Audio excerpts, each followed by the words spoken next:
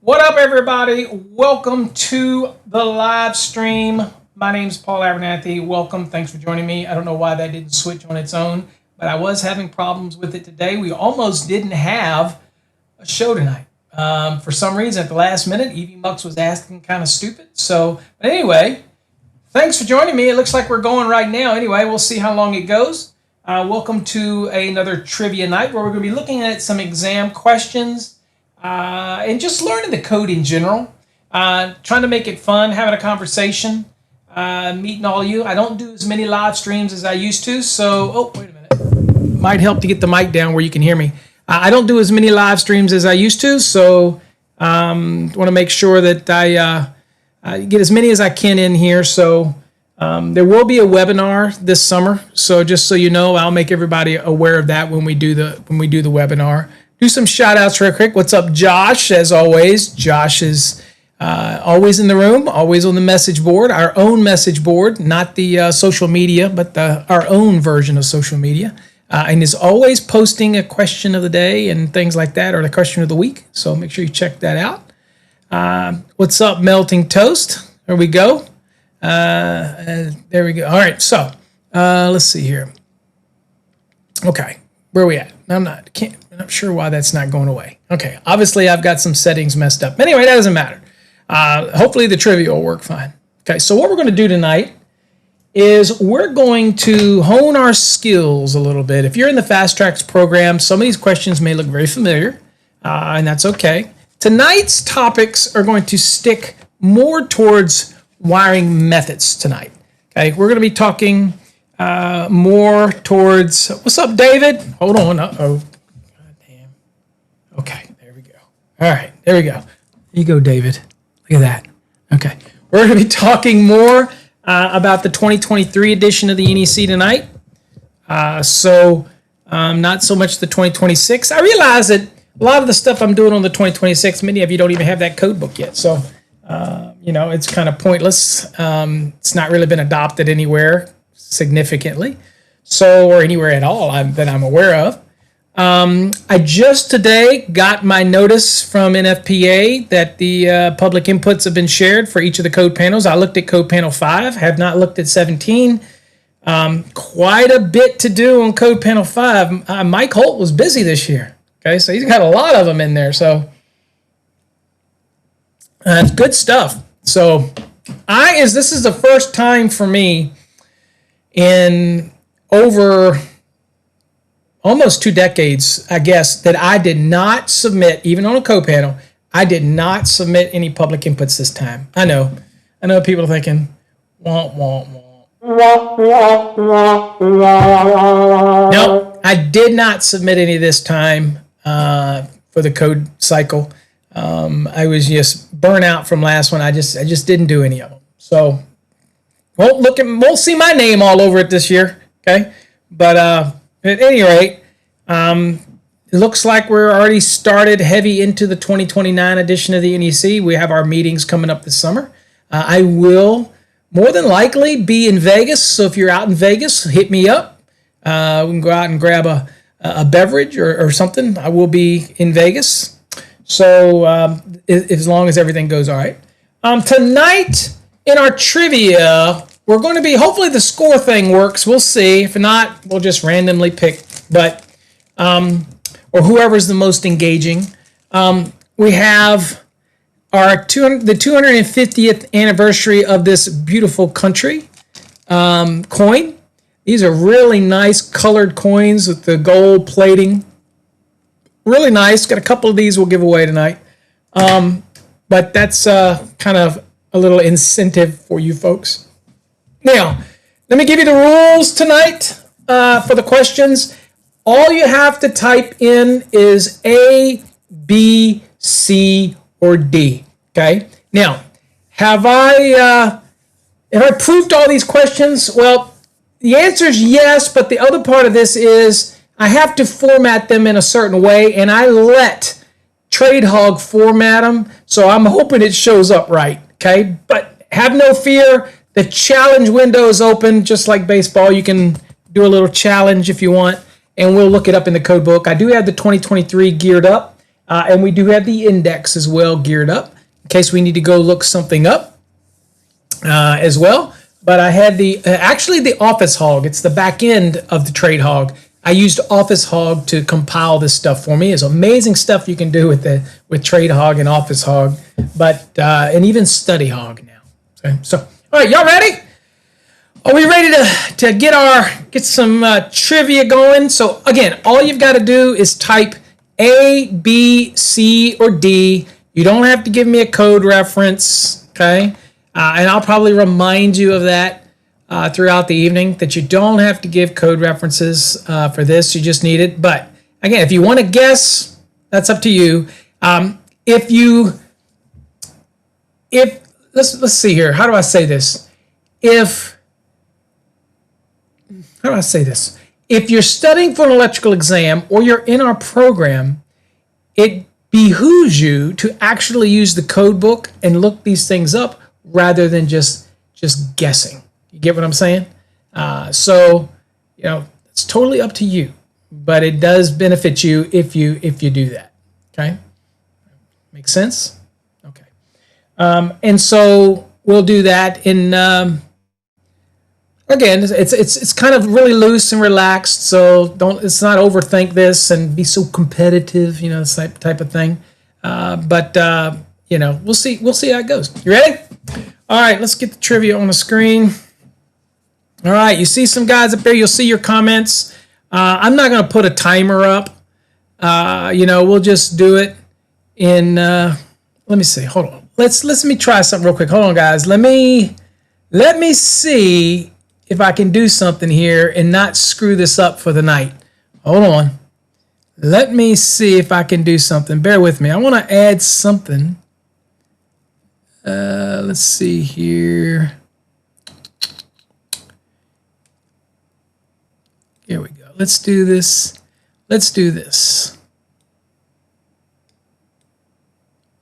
Doing this on the fly, guys. How about that? All right, so let's do it 2 minutes.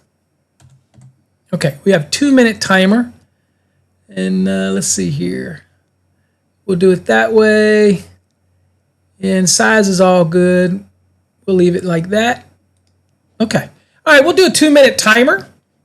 Y'all already see the question on the screen. So again, y'all had plenty of time for this one. But again, this is the first one. So doing it live. We're doing it live. F it. We're doing it live. Trivia question. Who said that? And what was the show? And who was the dude that went berserk on TV? Okay. All right. So again, all you got to do is type A, B, C, or D to give your answer. And I'll go on and start the clock now.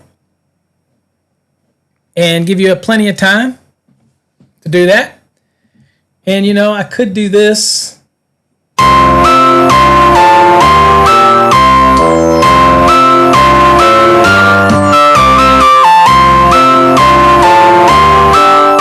But that's quite annoying, so I won't. Bill O'Reilly. There you go. I love Bill O'Reilly. God, he's aged, hadn't he? Have you seen him lately? We all age, but dude, Bill is aged. Oh, by the way, those that are on TikTok, I won't communicate with TikTok, but y'all get to see behind the scenes. They actually get to see the layout and the screens, and that's okay. You don't have your code book. Well, then you might get it right, you might get it wrong. I'm just saying, that type of thing. Okay. All right, so we got a timer here. It says, we're exposed to the weather. Raceways enclosing service interconductors shall be A, rainproof and arranged to drain. B, watertight and arranged to drain. C, weatherproof and arranged to drain. Listed or approved for the use in wet location and arranged to drain. Okay. See how that goes for you. So, got 34 seconds to get those answers in. If everybody's in there, if you already got your answers in. Again, no extra credit, but if you do want to put the code section where you got your answer, feel free to do that. If you're just guessing, that's okay too. We're casual tonight.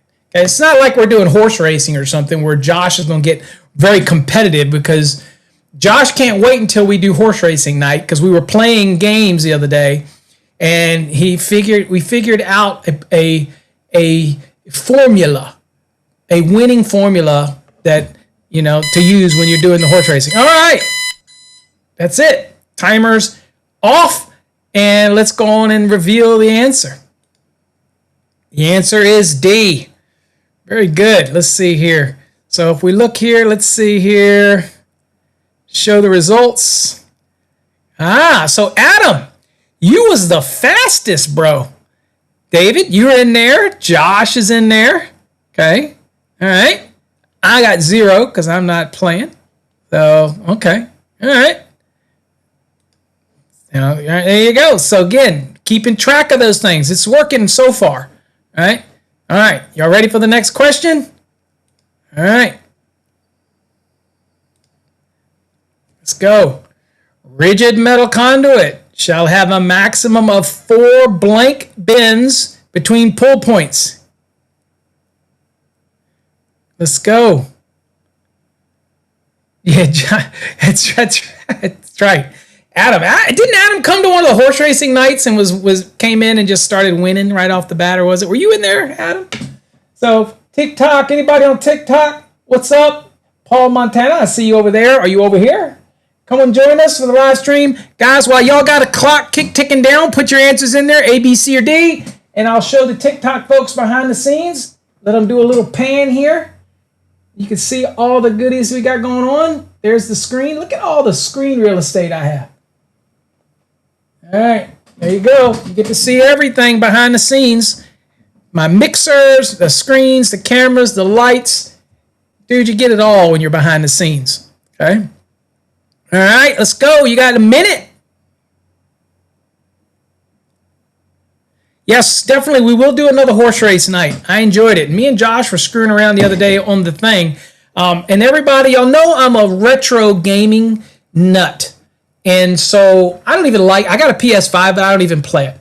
I've got another console coming. I've got 3 consoles, but each of them have a little more games. One has 70,000 games, one has 40,000 games, but the one that I got coming is amazing. And I will stream that one on here one night too, and we can play. That's probably got some different horse racing stuff on there, but it's pretty cool.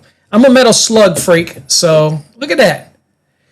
Again, Maricourt, you don't need to give, it's not going to help you to give the code reference here. It's just A, B, C, or D. Separate by itself, because that's going to probably screw it up and not count. You have to put A, B, C, or D. If you want to do a code reference, let that be by itself. That's just kind of like extra credit.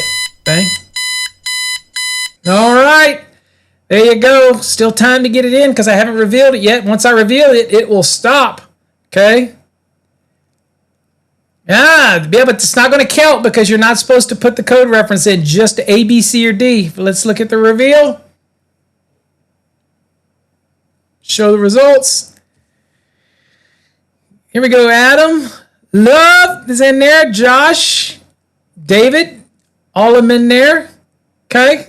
So let's double check this. I want to make sure that this is working. So A, let's go back and see that, make sure that everybody, Josh and David said A, so I know that it's working. Hold on.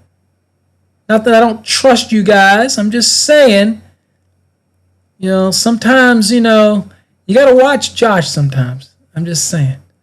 Let's see here. A, David's got A. Josh, A, AJ. Okay, good. All right, so it's working. All right. Cool. All right.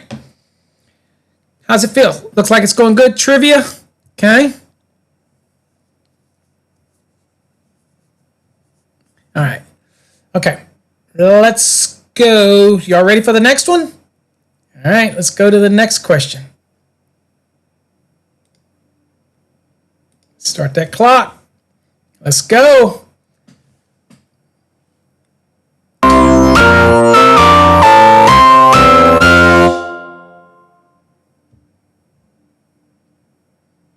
Thanks for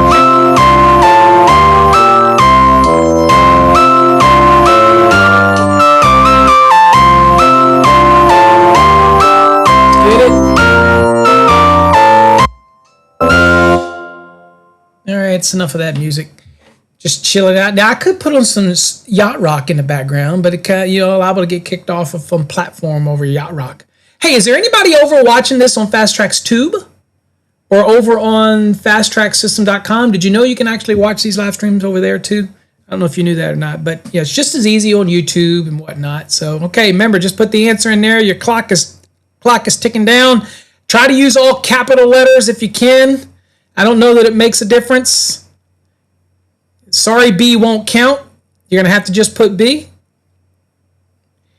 And try to, just like it says at the bottom of the screen, type A or whatever it is, but make sure it's all caps. That way you know it's counting for you. All caps, all caps, all caps. You see anybody do a lowercase, remind them, say all caps, all caps. Some of y'all got to be, some people have to be my police out there. Oh, by the way, what Paul is enjoying my beverage tonight is Dr. Pepper. As you know, cream soda, 0 sugar. I got a little mini fridge out there in the game room area where it's just stocked with my good drinks that I like. All right. All right, we got a lot of B's thrown up in here. All right, cross-section area of 2-inch EMT is blank square inches. Of course, y'all know where you'd go for this. Chapter 9, where? Table what? Extra credit. You've already put your answer in there, so it won't change. Which table is it that you would go to find this? Okay. Clock is up. All right. You ready for the reveal? Once I get the reveal, it's going to lock it in. Let's see. Chapter 9, Table 1. Wait a minute. Wait a minute. There we go. Let's go over here real quick to the code. Chapter 9, Table 1. Where the hell is that information in Table 1, guys? I know y'all just throwing some stuff up there on the screen, but I think you actually, let's just use, here we go. Let's just use EMT, right? This is EMT right here. There you go. So, at any rate, so let's see. What are we looking for? I forgot what the question was. Hold on, we gotta go back to trivia. Okay, what's the cross-section area of 2-inch EMT? Okay, so here's the 2-inch EMT. Whoops. Let's go back over to the web. Let's see here. Area. Here's our area. And let's see, 2 is right here. 3.356. Let's go back to trivia. Oh, looks like B is going to be the answer. Let's see what y'all got. Now, this happens to be, let's see here. Let's go. It's based on that, but let's go back. Here we go. All right, so it's table 4. Okay. We go back to that real quick. It's table 4. All right. And this is for EMT. So it's table 4, chapter 9, table 4. All All right, for those that were looking it up. Okay, but it looks like everybody said B. There you go, table 4. So let's do results. Let's see how that worked out.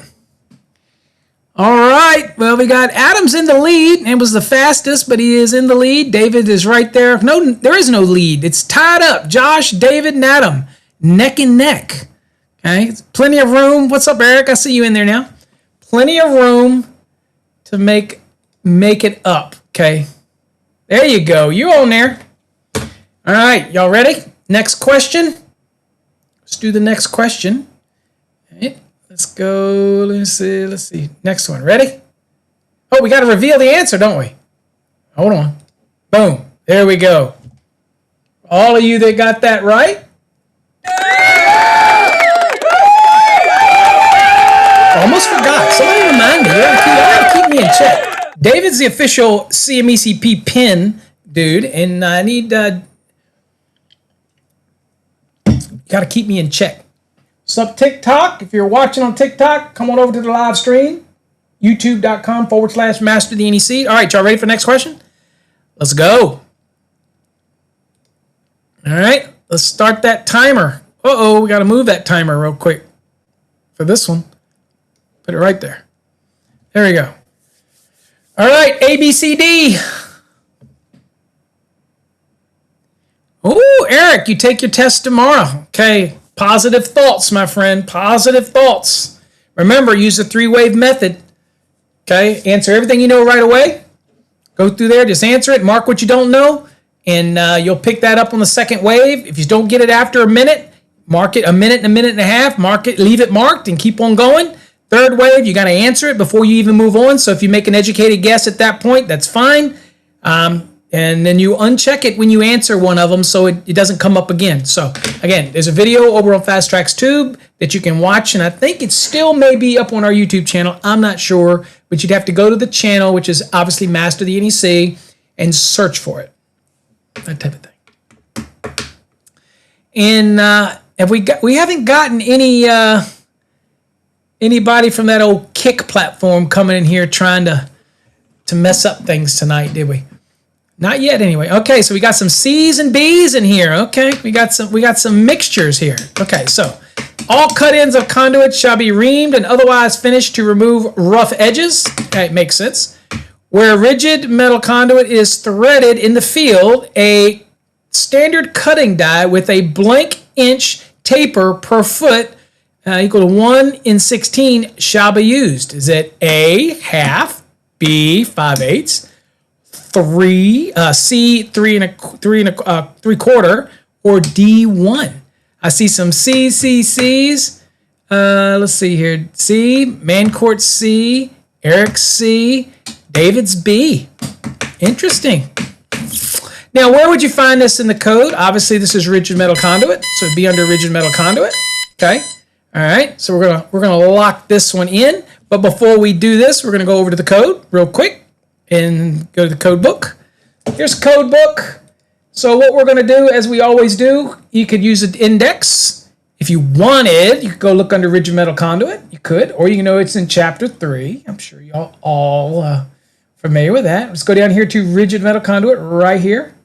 We'll click on it, go this way, and then we're going to use bold scan because you know that this is not a very big article, right? So bold scanning, again, for you, Eric, tomorrow, if you're bold scanning, is when you're simply looking at the bolds and then reading the information under it. Right now, we're looking for a value, 1, 3/4, whatever, but we're also realize that the question's talking about the taper and all that kind of stuff. So if you scan it real quick, you bold scan, we're looking for what's relevant. Okay, so boom, boom, boom. Boom, boom, boom. See nothing in here. Let's look. Size. Okay, size. Boom, boom, boom. Boom, boom, boom. Okay, there's that. There. Here's bins. Okay, yada, yada. Reaming and threading. Okay. All right. So, looks like to me the first thing that comes to mind is 3/4 taper per foot. 3/4 taper per foot. So that looks like the answer should be C. So let's go on and show these results. And let's see here. Josh has moved to 4. David's 4. Let's Lou 5059 was the fastest response. Guess it came in about the same as Josh's. Adam 3, Marin Court 2, Eric 2. Okay. Eric, you were 1, so you're jumping up. You're now 2. All right, so if we show the results, let's just, oops, that's not what I wanted to see. Hide results. Let's do the reveal, and there we go. 3/4. So it was definitely C. David snuck that C in at the end. That's why you got it, because David, you said B. Yeah, folks, remember, you can always change your vote, but do it before I reveal the answer. Do it before I reveal the answer. I'm going to have to stop. Stop it, David. You know what you did. All right. Y'all ready? All right. Let's go to the next question. All right. Let's start this timer. All right. Here it goes. Questions on there. It says multi-outlet assemblies shall not, 1, be installed in hoistways. Number 2, run within dry partitions. Number 3, run through dry partitions. Okay. So is it A would be I only, or 1 only, whatever. B would be 3 only. C would be 1 and 2 only. And D would be 1, 2, and 3. Okay, so as exam prep and as people ask me all the time, I struggle in exams looking for the different parts of the question. So remember in this scenario, guys, multi-idle assembly has its own article in the NEC. Okay, so again, that would be one thing. Also, you can go to the index, right? And this looks like this would be an example, permitted uses and uses permitted, uses not permitted type of stuff. Okay, kind of help you out there, right? A lot of answers here. Got D, C's, D's, and A's. I got a little bit of everything on this one, okay? Which means we will definitely be looking this up to make sure that whatever the answer is correct. But there we go. We got a little bit of everything going on here. Remember, all you got to do is put A, B, C, or D if you want to partake in the trivia. Okay. Got a good match going on right now. Got a bunch of people nailing it, but there's always room. Somebody can falter, and you can come up and take it. And about 18 seconds. D, all right. Remember, you can change your vote. It'll always take the last one that you type in. So, yeah, Lou says C now. Okay, A to C, so he's jumping back and forth a little bit. All right, that's it. Let's show the results. All right, so this says Josh got 5, so Josh is pulled into the lead, right? So we're going to be doing the, let's do the reveal. All right. It says 1 and 2 only. Okay, so the answer is C. Okay, all right. Now, once it's exposed like this and gives you the answer, it doesn't matter what you put. It's not going to register for you. So that's why I'm a little delayed. It gives it enough time because I know that on some of the platforms it might be a little delayed. All right, so for all of those learning the NEC, let's go on over here. And let's see here. So we're looking at multi-outlet assemblies. Oh, let's do this real quick. Let's share this tab right here. Okay, so let's do an index one real quick for folks tonight. So let's go down to M and see what we've got for M. Bear with me if it jumps a little bit, because again, I'm blind practically. And so, okay, so here's multi-outlet assembly. Y'all see that, okay? So we know that that is 380, okay? So if you were doing it, you'd be there. Now, installation is part 2. Now, is there anything else in there? Okay, use is permitted, not permitted. Okay, so this is kind of what we're doing here. But you'll notice a little tip, guys. For those that are taking that are actually going to be doing the exam prep or exam prepping, there you go, .12, Eric. Remember, when you notice, even if you're using the index, if you notice that the list looks little, it's not a real extensive list of different sections, then it's probably best to use bold scan. And that means go right to 380. Don't spend a whole lot of time jumping through it. You know this is about multi-outlet assemblies. Go right there and And that's where you need to be, and then bold scan. In this case, when you looked at the question, you know that it's all about can you do something or can you install it. So it's a uses permitted, not permitted type of thing. Okay, dot 10, uses permitted, dot 12, uses not permitted, right? Make sense? Okay, so let's go back over to the code. Let's get right here. All right, so let's go down to 380. And if you're watching on YouTube and you like it and you like how this stuff works, thumbs up, give us a like, okay? You don't need to be a hater. Trying to help everybody learn. So here's multi-outlet assembly. We're going to just jump there, okay? So here's the scope in multi-outlet assembly. Use is permitted. Okay, just simply one thing. The use of multi-outlet assembly shall be permitted in dry locations. Okay, so that's the first one, right? So if we go back and look at trivia, first thing we can say is, okay, first one says run in dry partitions, okay? And then the third says run through dry partitions, okay? So we're sitting there thinking, okay, hopefully that's going to give us something, something that might be helpful for this, right? I don't know yet. We got to go look and see what we got here. So let's see. It said 1 and 2 only. So it says shall not. Okay. The question was shall not. So 1 and 2 only. Okay. So shall not be installed in hoistways. Okay. And then it says 2 only says run in dry partitions. Okay. Okay. So in a dry partition. Okay. So it's the one that shall not is 1 and 2 only. So we got to go to the code. Got to look. All right, here. So here's our uses not permitted, right?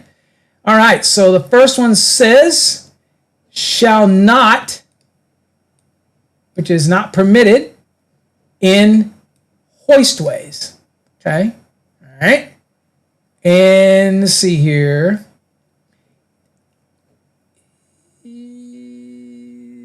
Shall not permitted in, okay, so that's that one. And of course, right here says dry locations only, right?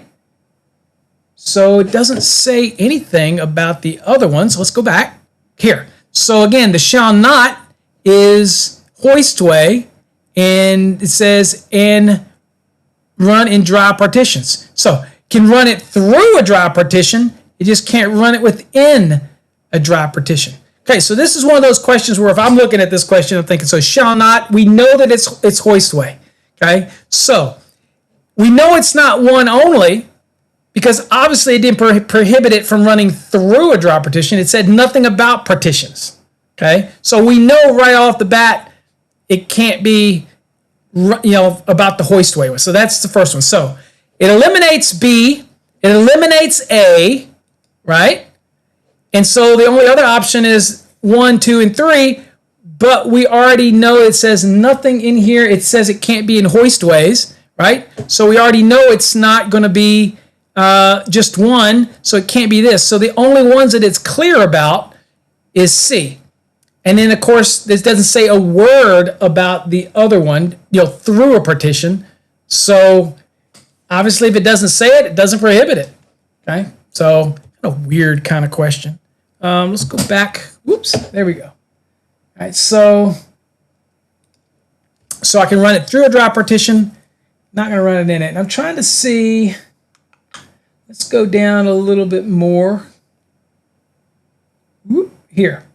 Okay. So metal multi-outlet assemblies through dry partition. Okay. Well, what does this say? It says it shall. Can you see that? Yeah.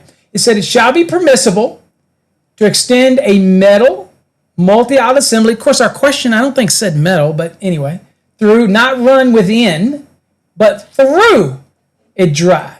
Okay, so we're using 380.76, and we're using 380.12.5, and that's where it is, but we also utilize this one to show you that it is not run within, but it can run through. Okay, so see how we kind of pick that apart. So you have to look at the entire 380 to get that answer. Okay, that type of thing. Now, as far as the metal, did it say anything here about metal? No, and you're going to get that on questions. So since this is asking metal and it's the best possible answer, then you just got to go with the best possible answer. How did we do on that, real quick. Let's just show some results. Well, Adam was the quickest, but Josh is still in the lead. 5.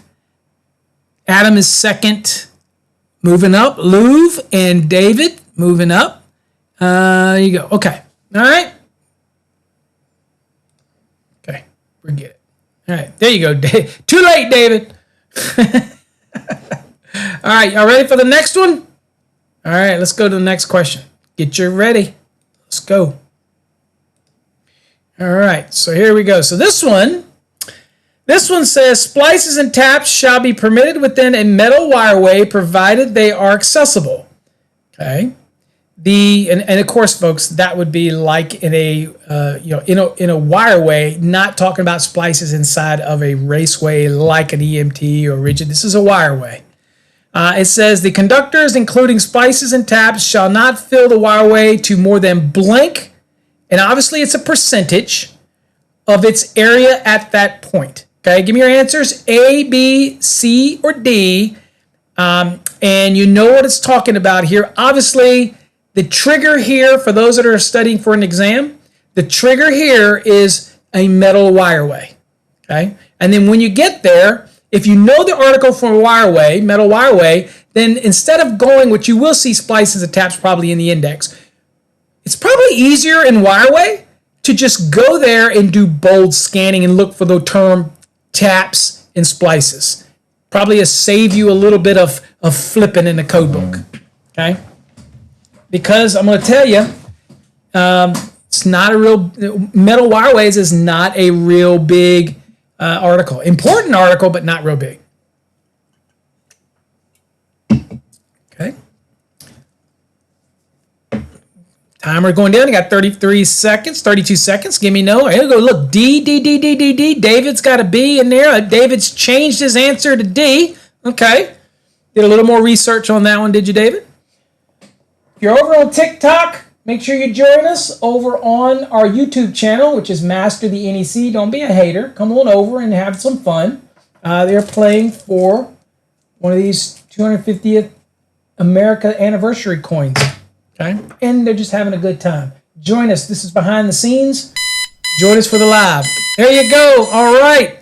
So let's lock this in. We'll reveal the answer. The answer is D, 75%. And let's see how everybody did. Show the results. Josh is keeping that lead. He's got 6.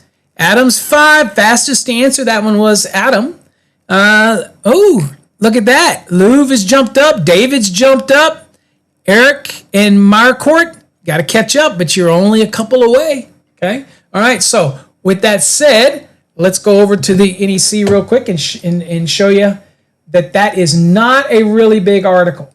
So if I'm over here and I'm at metal wireways 376, I'm going to click on metal wireways. And if I were to bold scan this, it wouldn't take me no time to realize that I'm getting down to, okay, number of conductors, all right, all this kind of stuff. See, I'm just going to kind of scroll down so you see it there. Splices and taps, okay? Now, the first thing that you pull out of this, if you were to bold scan it, you'd look really quickly, you'll see 75%, okay? But while you're there, you're always looking to see if there's anything else in case it's, to throw you off, but it's not, okay? So let's get back to trivia, and let's see here. So there's our results, 75 and D. There you go, and that's how we found it. Cool, good job. What does it say? What is that, Josh? What did you say, Josh? I'm sorry. Josh says, feels longer than it actually is on FPA link, honestly. What's longer? Help me out. Help me out. All right. Good job, guys. Let's see here. Everybody got any questions so far? Everything going good? Seems smooth? Oh, yeah, you're talking about the article, 376? Yes. It seems longer in the code book than it does actually on link. Yep. By the way, we are using link, and I am using it for educational purposes and commentary. So again, under the Fair Use Act, okay, I'm using it just like you would use a textbook in a school. As an educator, as a company, a corporation that is an educational company, we're using it for educational purposes and for commentary under the Fair Use Act. Okay. All right. Cool. All right. Let's get back into some trivia. Y'all ready? All right. Let's get the next one.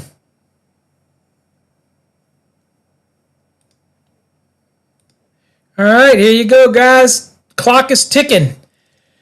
All right. A, B, C, or D? You're asking Cass. I don't care about Cass. Trade Hog's better than Cass. A blank is defined as a traverse raceway for electric conductors providing access to predetermined cells of a cellular metal floor, thereby permitting the installation of electric conductors from a distribution center to the cell. Is that a header? Is that an underfloor raceway? Is that a cellular raceway? Or is that a junction box? Okay.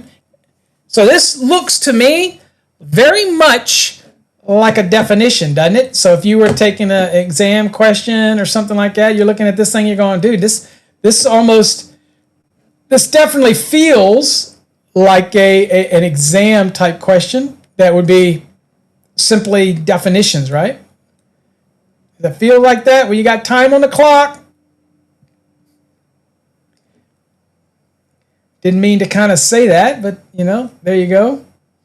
But it very much feels like a definition to me. When you see something that says is defined, then you automatically know, okay, whoop, whoop, whoop, Article 100, it's obviously a definition. Okay, that type of thing. And, of course, if I had to do, for an exam and I had to do deductive reasoning, we know that this would not be, the junction box would not be the right for this, first off. Okay, so that's the first. So at least if you eliminate a junction box, it has then what we've got is at least a 33% chance that you may get this right. Okay, so that type of thing. All right, 5 seconds left to lock yours in. A, B, C, or D. Let's go. All right, there you go. Let's go on here. Let's reveal the answer. The answer is A. It is header. Okay. And if we go, and I couldn't tell you enough about the definition, if we go look at that in the code, you'll see right here the term header. And right here it says traverse metal raceways of electrical conductors of blah, blah, blah, almost verbatim, or is verbatim. And that is what a header is. So again, that was most certainly a definition. And of course, it said at the beginning as blank defines, that type of thing. So, obviously no brainer. When you're on an exam and you see a question that really feels like it's defining something, that probably is an Article 100 definition, that type of thing. Okay? All right. So let's go back and see here. Let's see what we got. Let's show the results there. All right. Let's see, like Josh is pulling away, got a 7. Louv has moved up. It was the fastest to respond. So that was 5. Adam's at 5. David's bringing it up at 5 also. And Miracort's catching up, 3. And then Eric is down at 3. All right, so those are our results. Okay, good deal. We're not using the 2017. We said tonight was 2023. Sorry. All right. Okay. In fact, I don't even have a program for 2017 anymore. I stopped producing it. All right, next question. Start that timer. There you go. All right, guys, there you go. You better not be using Trade Hog, Josh, to answer these questions. I'm going to turn Trade Hog on and let it track you and see if you're using it. Okay. All right, so this is in both exposed and concealed locations where a cable or raceway type wiring method is installed through bored holes in joists, rafters, or wood members. Holes shall be bored so that the edge of the hole is not less than blank from the edge of the wood member. You should all know this one. You should all know this one. This is an exam question gimme, right? If you get this on your exam or you get it in the field, if you get this one wrong, you need to go to plumbing. I'm saying, I don't know, no pressure out there. I'm just saying. So how you define this one is this is obviously talking about protection of a cable as it's running through bored holes. There's a specific article that deals with the protection. Again, Article 300 gives you all the different general rules, right? AmeriCorps says, I hope I'm right. I'm graduating in 2 weeks. Me too, Mayor Matt. I hope so. Plumber, need a new career. Hey, you know what? I think one of the best, because somebody asked me what I think is if I didn't do electrical, what would I be doing? Well, everybody knows I have an engineering degree. I still wouldn't do engineering. I don't like designing stuff like that. I just don't. I would probably start a business doing HVAC, and all I would do is replacement units, charging units, service calls. I would not install the ductwork. I would only replace the indoor unit, air handler, and outdoor unit. That's all I would do as a business. All right, guys, here we go. Let's show the results. Let's do the reveal first. Boom, 1 1/4. I'm so glad it's right, because if mine was wrong, that would have been embarrassing. All right, so let's see what the results of that is. There we go. Looks like everybody cranked one up. There's yours, Eric. There's your AmeriCorps 555. So everybody's close. Y'all are all right there together. Josh has got a little bit of an edge on you right now. So, but great job, everybody. Perfect. And also, just to show you, for those that are studying, if you go over here into the code, and let me go on and move this down, just so you'll forever remember, because that's what it is all about. That's why I like to teach it. If you look at 300, you'll see right here, it says general requirements for wiring methods and materials. So when you get questions, okay, and you get an exam type question, or you're in the field and the question has to do something about the general wiring, protection of wiring, things like that, then it's probably going to be in 300, the general requirements. You get conductors and things like that, ampacities, you know it's 310. The wiring methods and all that is in Chapter 3. That's going to be various ones like 334, 336, 338, 340, yada, yada, yada. Okay? So just kind of let that bounce around in your head. And Eric, let that bounce in there for you tomorrow, because we're throwing you some positive vibes for tomorrow. All right. All right, guys. Let's do the next question. Y'all ready? Y'all geared up? All right, let's go. Next question. Start that timer. All right.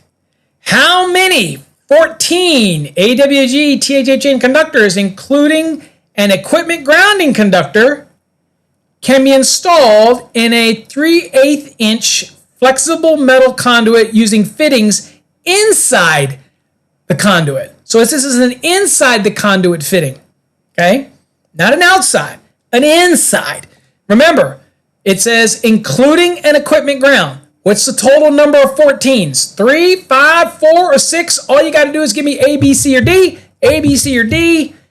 And while you're waiting on the timer, I'm going to talk to TikTok. TikTok, if you want to follow us over on our YouTube channel, we'd appreciate it. I don't do a lot. And as everybody says, I'm a nobody. So if you don't want to learn from me, that's fine, because you know who's Paul. He's a nobody. Cy Porter will tell you I'm a nobody.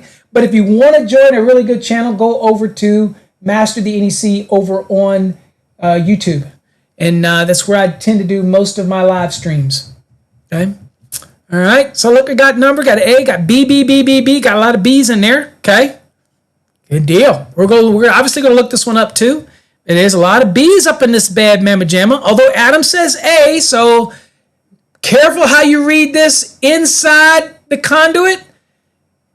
And it wants to know how many 14s, including an equipment ground. Okay, we got B, B, B, B, B. Adam's changed his answer at the last minute. Yes, that's why I reiterated that. Inside the conduit. And there is also a little note under that table. I remind people about that little note, okay? All right, so that's it. We're going to reveal the answer. The answer is 4. There's 4 14s, including the equipment ground. So look, this one a lot of people get wrong, not only in our Fast Tracks program, but on exams. So we're going to go look at this one real quickly under FMC and show you what this looks like. Because people do get this wrong all the time. And the devil is in the details, okay? So let's go over and look at it. So I'm over here in 300. So let's go down and find FMC. Scroll down. Here we go. Flexible metal conduit. Right there. All right. So let me close that. Okay. So let's go on down here to what we're looking for. All right. So right here. Minimum number of insulated connectors. See this little table right here? Now you'll notice here it says a fitting that's inside the conduit. And there's a fitting outside the conduit, okay? Notice over here, inside the conduit, outside the conduit. And here is our THHN, okay? So now we just need to remember this, and I will see if I can blow this up best I can. All right, so we're going to be remembering this is 14 line right here, so I will highlight this line. Actually, let's pin the header, and I'll highlight this line. All right, right here. These are two highlighted. Now, the biggest difference here, it says fitting inside the conduit, fitting outside the conduit. Okay? Now, what did our trivia questions say? Our trivia says using an inside the conduit. Okay? So, if you didn't take your time to look at that, you would say 3, right? Or you'd say fitting outside the conduit, 4, right? But the total number of conductors, if I can scroll this down, let me go to the left here. Right here. It says, in addition, 1 insulated, covered, or bare equipment ground conductor of the same size shall be permitted. Okay? So here it says it's 3. There. 3, and plus 1, so that's total. Let's go back to the trivia. Boom. So it is 3 plus the 1 equipment ground. That's 4 overall. Okay? Makes sense?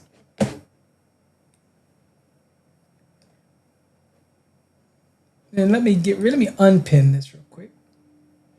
And by the way, you can see up here. Oh, let me go there too. Here you can see right here, trade 3/8. Okay? So of the 14s can have, 3, including the equipment ground, 1 insulated, which our question said 1. So it's 3 plus that. So the overall number is 14 overall. Okay. Now notice it said in the question, including an equipment. So how many 14s including the equipment ground in this number of how many? Okay. Not a trick question, but can mislead you, and you think, okay, wait a minute, it's different. It might say, well, maybe it's only 3 because the equipment ground is under the little asterisks. Well, no, it's asking for how many 14s overall. Okay, and so that equipment ground conductor is going to be sized based on the 14 as well. Okay, so that's how you get your 4. Okay, don't misread that one. And give away an easy question. God, if I had a dollar for everybody that called me and said that I missed my exam by 1 question, I usually try to make them feel a little better. I usually say, well, you missed it by more than 1. I don't know that makes anybody feel better, but I usually say you missed it by more than 1 because you missed probably 30 other questions. So again, don't dwell on it. You probably won't get that question again, but at the end of the day, there's room for improvement. All right. So let's look and see what our results were here. Josh still staying up there in the lead, 9, but Adam's moving up. David's neck and neck on second right there. Adam was the fastest to answer that one, and he changed his answer, didn't you, Adam? Boom, and then you're like, boom. Let's see here. All right. Okay. Good deal. All right. Y'all ready for the next question? Let's go. All right. What is the maximum distance in feet between supports for straight runs of 2-inch or trade size 2, if you like, IMC made up with threaded couplings? Okay. 10. A is 10. It would be what? In feet, 10 feet. B is 12 feet. C is 16 feet. And D is 20 feet. Okay, so what are we talking about? We're talking about IMC. Okay, so y'all have got about a minute and a half to look it up. It's a great time for you over on TikTok to come join us over on youtube.com/Master the NEC. Come and check us out. Love to have you. Y'all gotta, you know.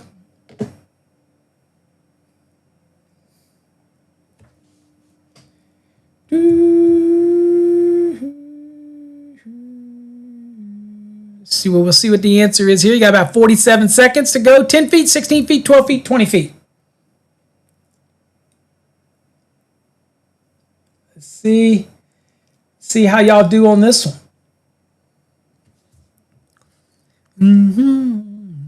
And we got A. David says A. Adam says B. Josh says A. Okay. All right, we got some collective. We're going to have to look this one up, I can tell. Threaded couplings. Running out of time. Get your answer in there. Adam says A. Adam's changed his answer. Uh-oh. All right, so let's do the reveal. 16 feet. 16 feet, so the answer was C. None of you got that one. Okay, so that tells me we got to go look that up, right? All right, let's go look. All right, guys, here I am in, let's see here. Let's go to IMC and see what we've got here. Maybe one of you are right and this is wrong. We don't know. Let's go see. All right, there's rigid. Okay, here's IMC. We'll go down here and we'll scroll down. Hey, it could be wrong. I didn't check it. Like I said, I was going to check them. I didn't check it. So let's see. All right. Securing. All right. So here we go. So this is supporting question right here. Okay. All right. So a lot of people said the 10 shall be supported at 10. Right? Okay. Let's see here. All right.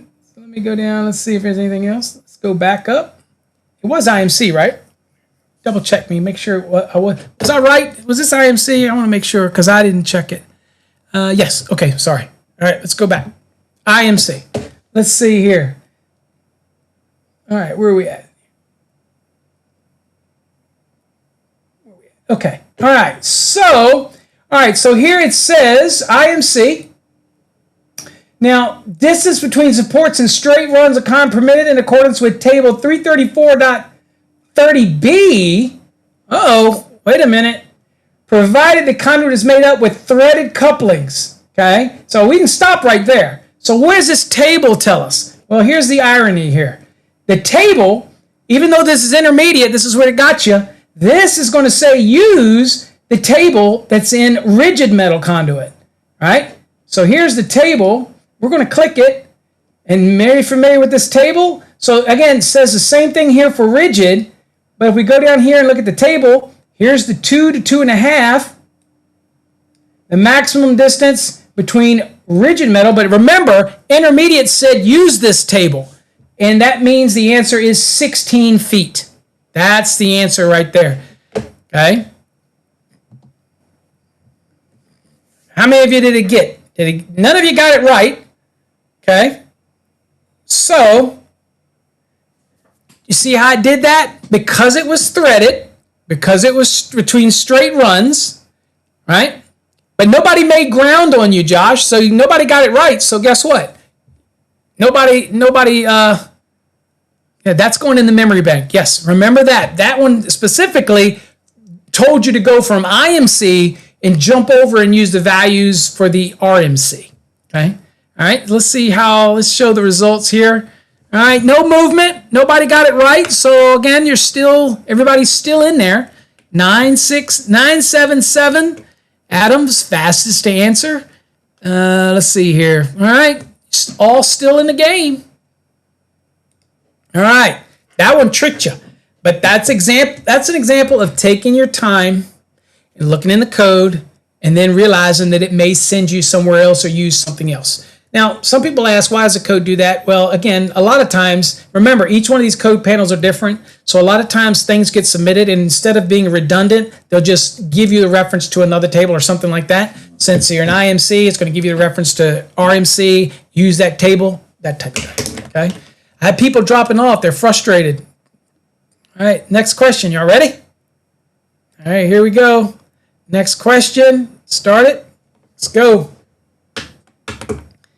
Remember, A, B, C, or D, A, B, C, or D, the sum of a cross-sectional area of all contained conductors and cables at any cross-section of a non-metallic wireway, ding, ding, ding, trigger. If you're just looking at a question on an exam and you're identifying the root, obviously the words of keywords here are non-metallic wireway, right, in the cross-sectional area.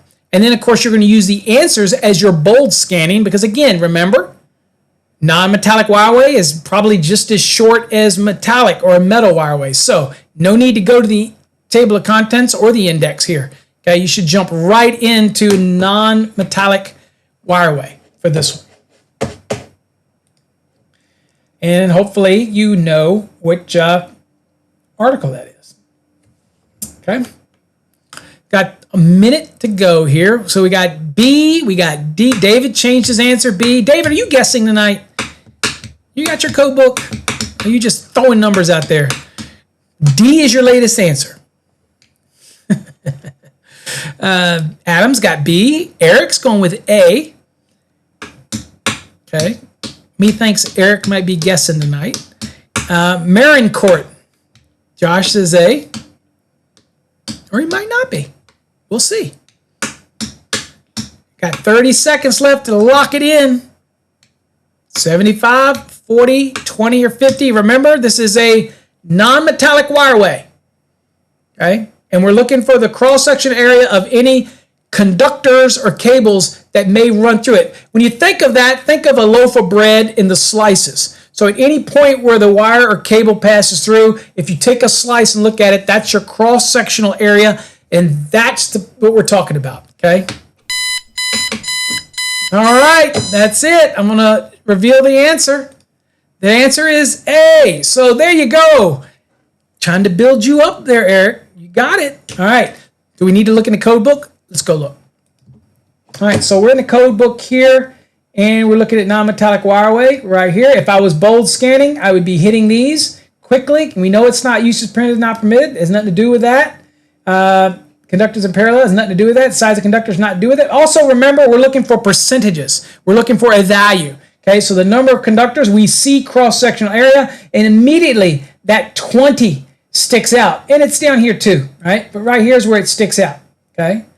Again, we're not talking about splicing or splice points or that. We're talking about, again, straightforward number of conductors, any cross-sectional area, okay? The sum.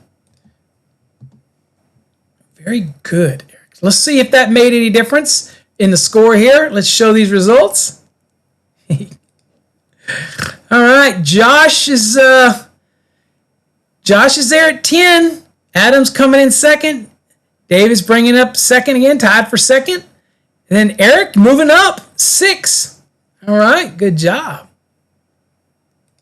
Okay, y'all ready? Okay, what is it? Maricourt says, I skipped to the table. All right, next question. Y'all ready? All right, let's go. Start that timer.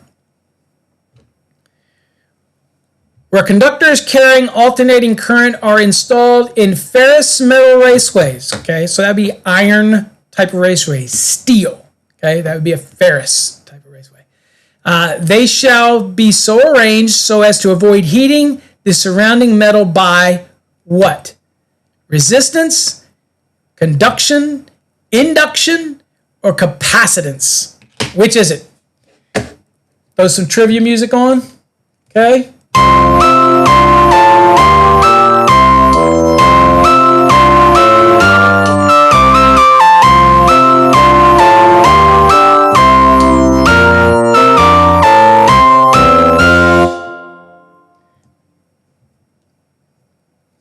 What we got? We got about a minute left. Got B's and A's. Get it in there.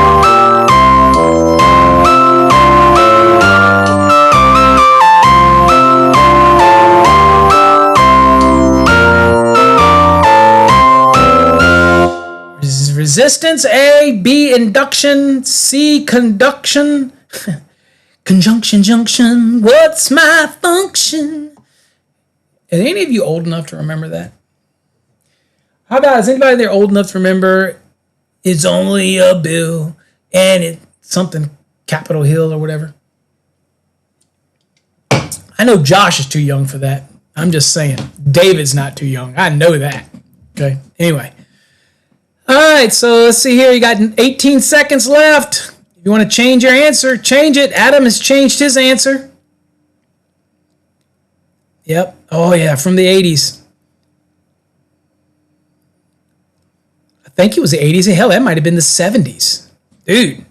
David, was that the 70s? All right, let's go. Let me do the reveal. Induction. Absolutely. Sorry, talking and trying to read. There you go.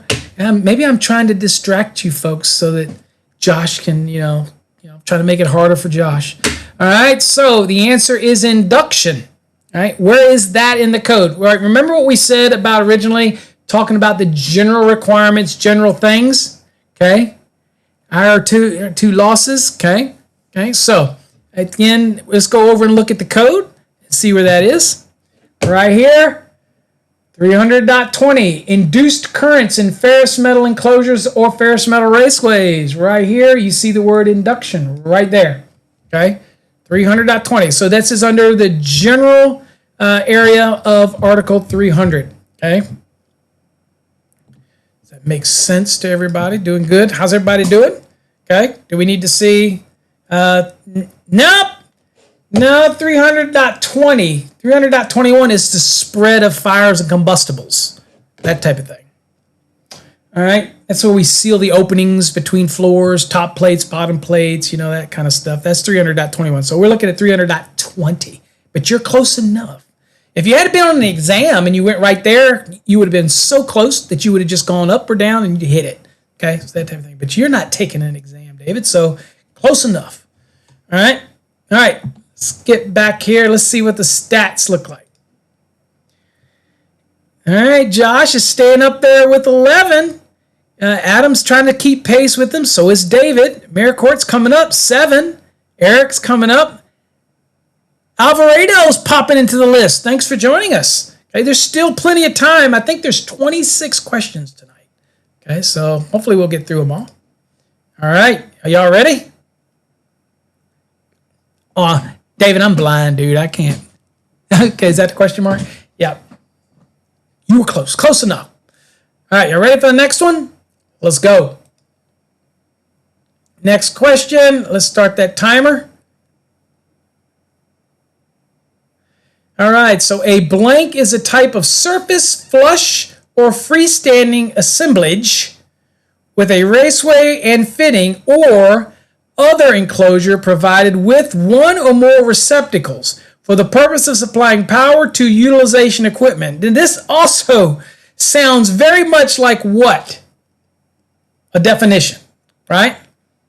So you have metal wireway, we have multi-outlet assembly, we have auxiliary gutter, and we have cellular floor raceway, okay? So this is a surface, flush, or freestanding assemblage, okay? With a raceway and fittings or other enclosure provided for one or more receptacles. Okay, so it could be a surface-mounted flush, or I guess you could have it freestanding. Okay, it's not mounted in the wall, not mounted on the wall. It's just freestanding. Okay, look like we got a bunch of people think that it's that there. Okay, well, I'll go on while y'all are doing that. Y'all have got a few seconds left. I'll go over to definitions because it so looks like a definition to me. In our Fast Tracks program, that would be Unit 2, is loaded with the definitions.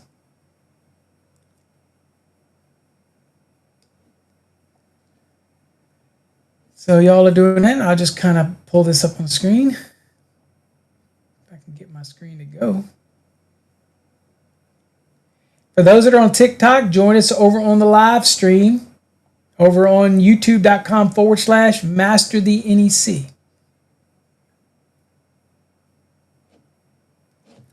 All right. 2 seconds. Definitions are yes. I don't think. B, B, B, B, B. Everybody seems to love that B. Let's show the reveal. Boom. Multi-outlet assembly. Okay. So hold on. I got to. Very good for those that got that. And it most certainly is. Here you see multi-outlet assembly. It says surface flush or freestanding assemblage. Love that word. Assemblage. Very good. So that's an example for those that are taking an exam. When something looks like a definition, that's just a trigger. Obviously, you're not going to get an exam riddled with all of those. But at the end of the day, could get lucky, right? That was an easy one. Absolutely. All right. Every now and then we'll sprinkle in an easy one. All right. Y'all ready? Oh, we got to show the results and see it. I would imagine everybody got that right. Yep, Alredo, everybody. Yep. So no ground was made up on Josh on that one. Come on now, Adam. Come on, David. Y'all got to make up that ground. Mirror Court, you're catching up. All right, let's go. You ready for the next one? Let's do it. All right. It says, where practicable, contact between dissimilar metals anywhere in the system shall be avoided to eliminate the possibility of what? Galvanic action, thermal expansion, inductive heating, or electrostatic discharge. Okay. All right. Well, this is one of those questions that you could probably eliminate some that are obvious that would be like, I don't know that doesn't make sense, right? Probably would work. Let's see here.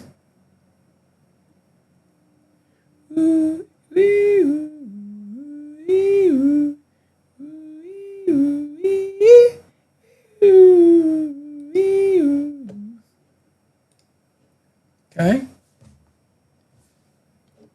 Let's see here.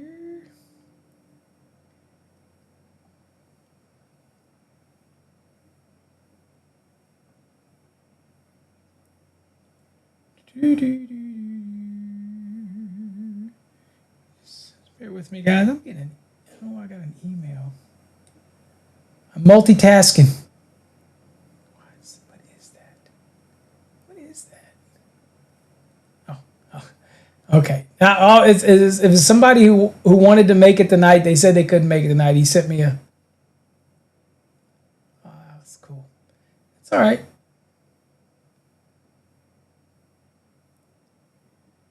That's okay. Am I going to text him back? No, we're in the middle of a session. You got 6 seconds to go. Let's go. So in this example here, I see A. Okay. So again, we're all familiar when you have a galvanic action, right? Is when dissimilar metals. Okay. Thermal expansion. It's not really something that would take the place here, so we could get rid of that. Oh, real quick, I got to do the reveal. Hold on, reveal. There.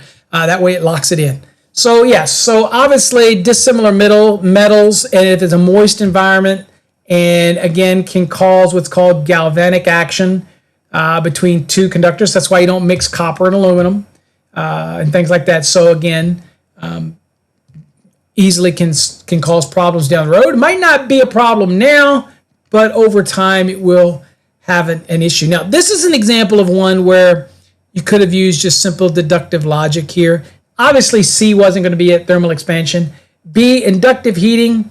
That really has zero to do with dissimilar metals, okay? And then electrostatic discharge over what, okay? Dissimilar metals does not necessarily mean that they have an electrostatic charge to them or not. So the only one that plausibly makes sense here is galvanic action, okay?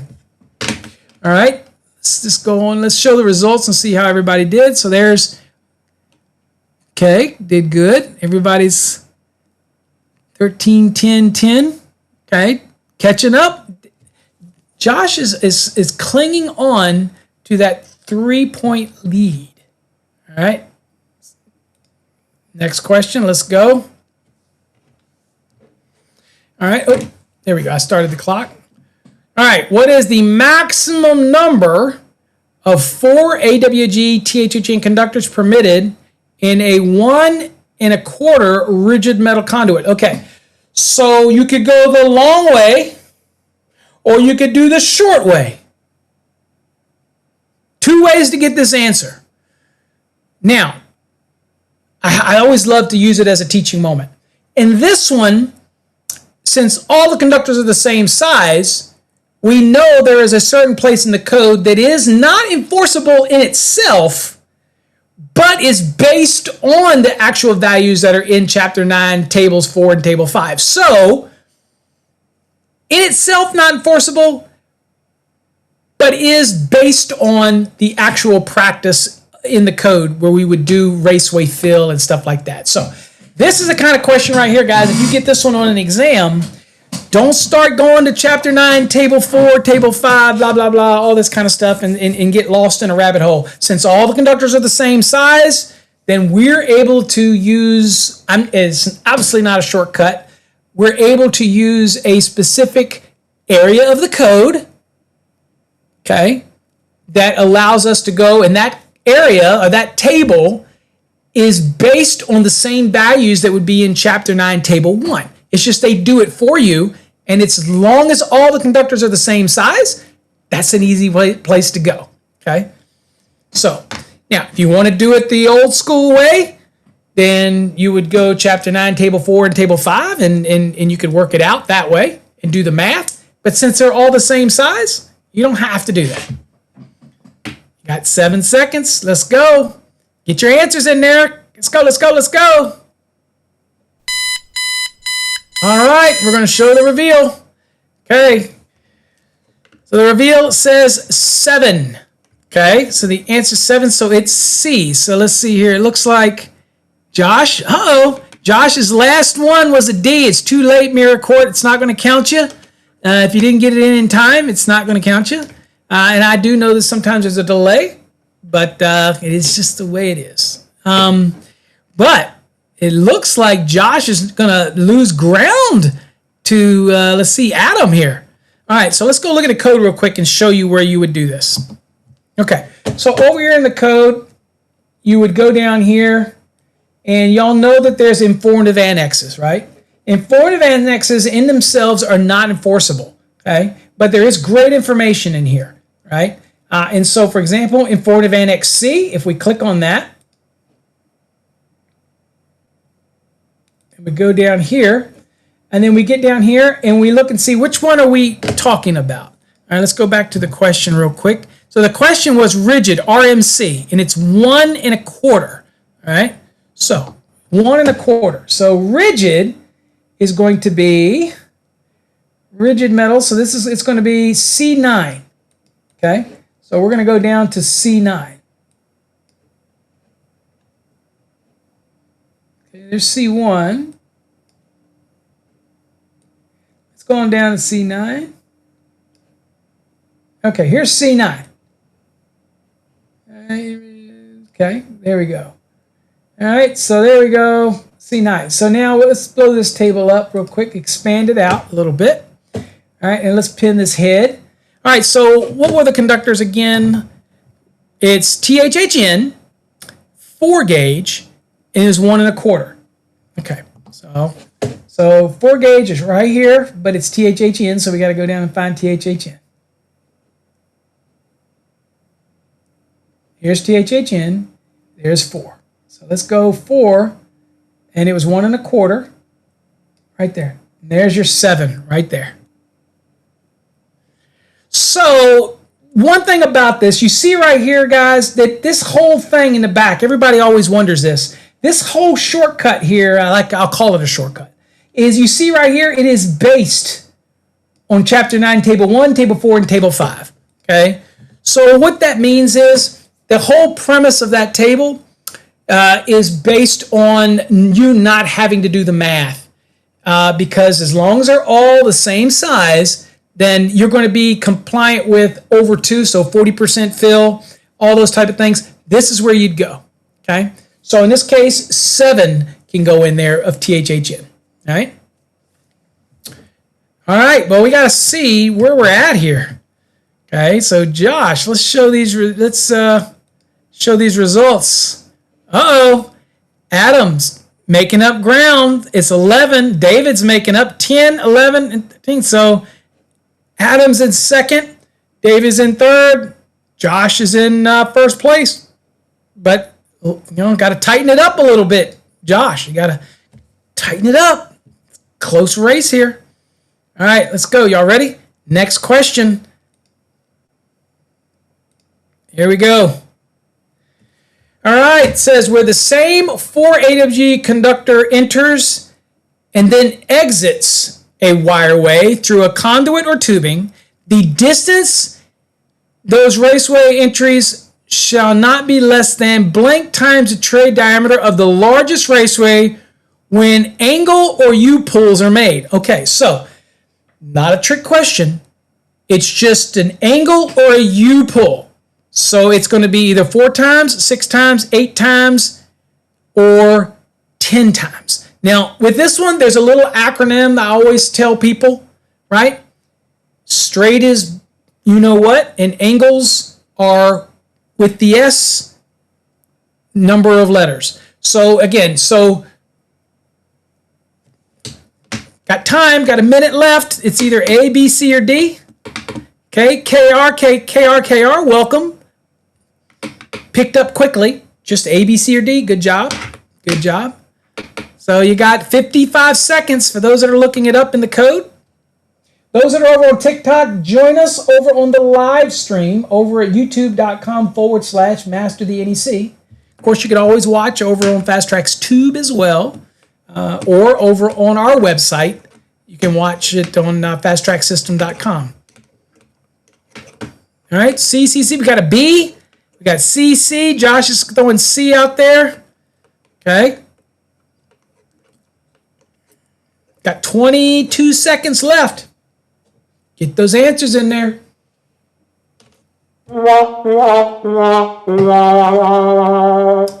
Okay. 10 seconds. Get them in there. A, B, C, or D.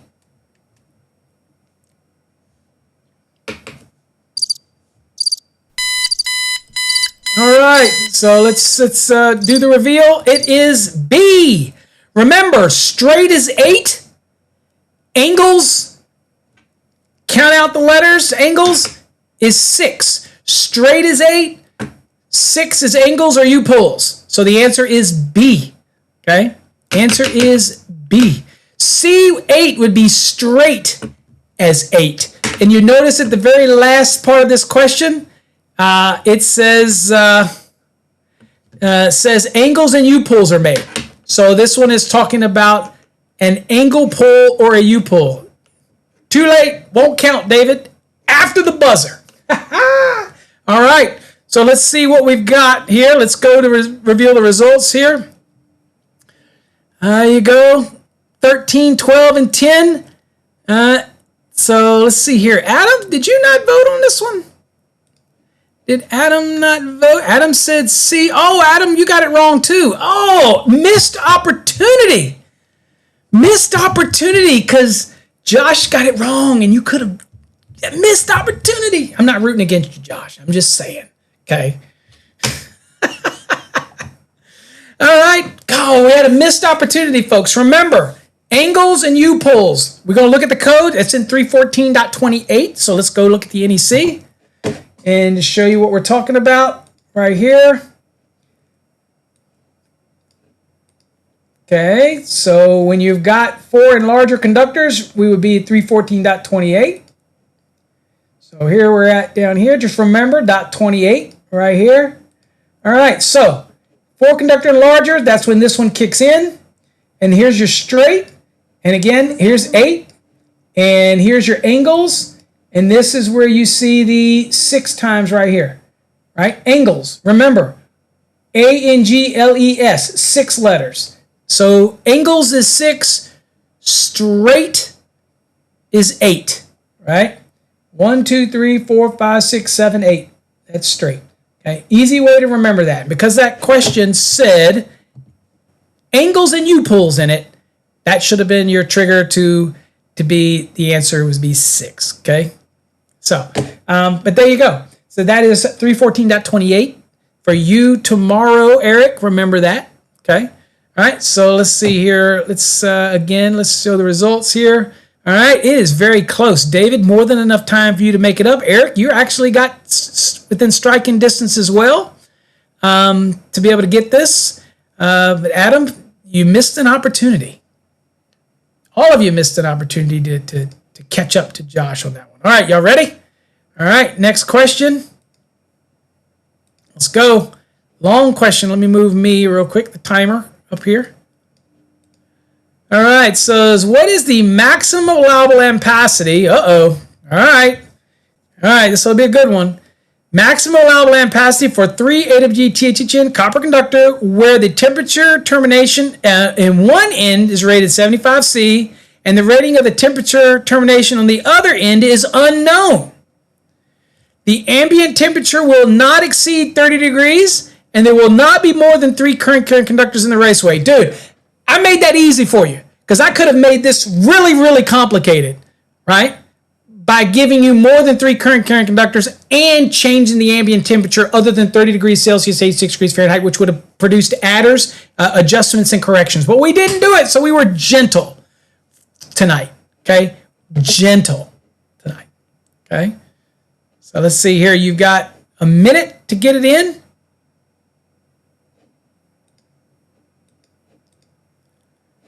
I can't really see the comment down here, so I don't know what Adam. I don't know what you said, but you got time. Let's see here. Let me scroll down real quick. Adam says that it's C. That's Adam's answer. David says C as well. Okay. And let's see here. There's Adam's frustration right there. It's okay to be frustrated. And Josh says C. Okay, so there we go. So again, you got about 16 seconds to lock it in. Maricourt also says C. All right. All right, let's go. All right, we're going to lock this in. We're going to do the reveal. The answer is B, 85 amps. Okay, so now we're going to have to see why it's 85 amps because you know what? It may be wrong. I did not check them. So let's go look. So here's what we do know. We do know that it's THHN, right? And we do know that it's 3 gauge, and we know it's copper because unless it's, well, it did state copper, so we know that. The terminals on one end is 75, but the other end, we don't have a clue what it is, okay? So now, everybody said C, 100 amps. So let's go and see what it is. Okay. And all right. So here we are.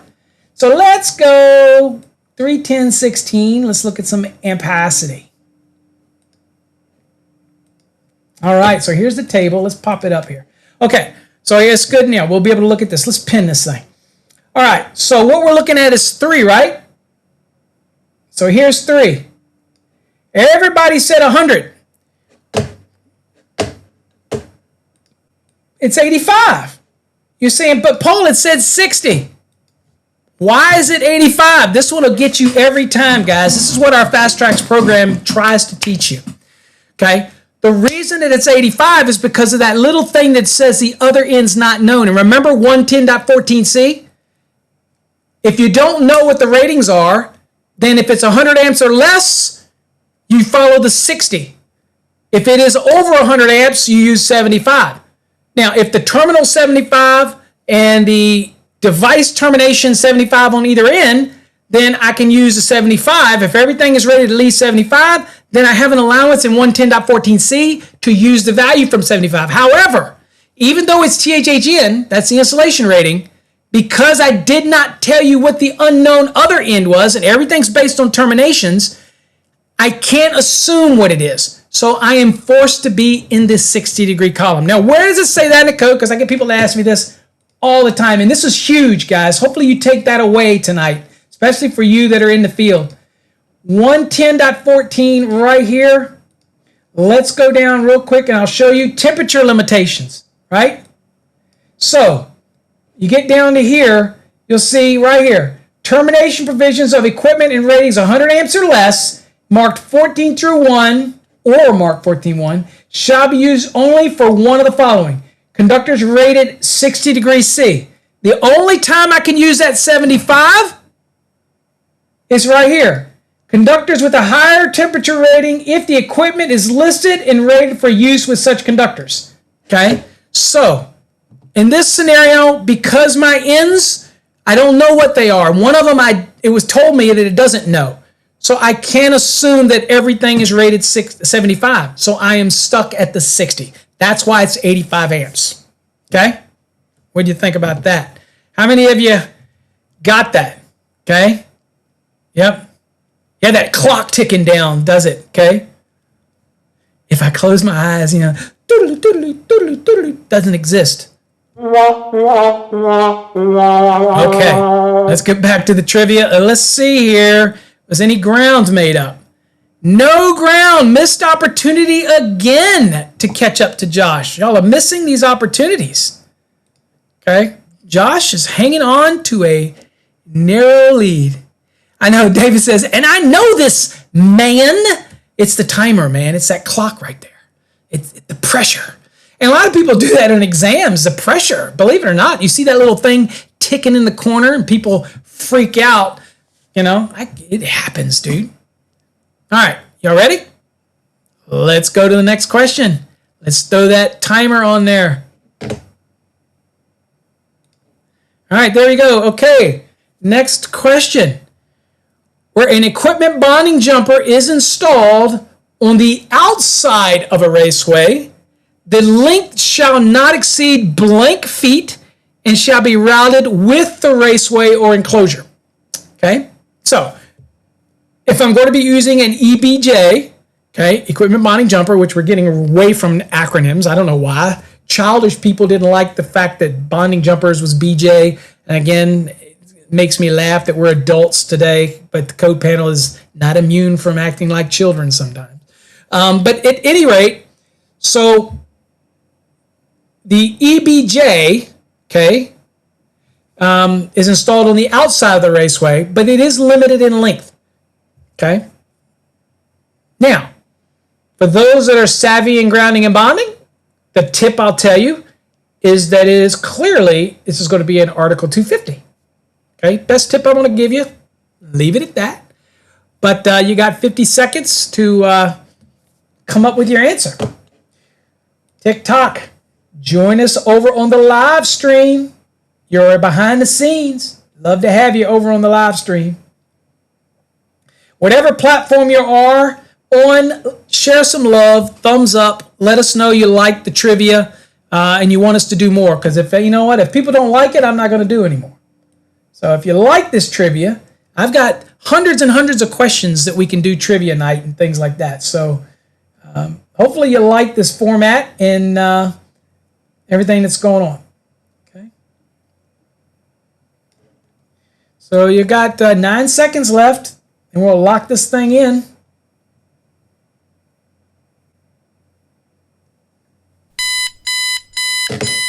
All right, so let's go on and lock this in. Let's reveal the answer. 6 feet. All right, 6 feet distance, maximum distance, okay, that we can have for a equipment bonding jumper. Okay, all right. So anybody? Okay, So we're at a trivia, not at a trivia, we're at a point. Who can tell me where this is in the National Electrical Code?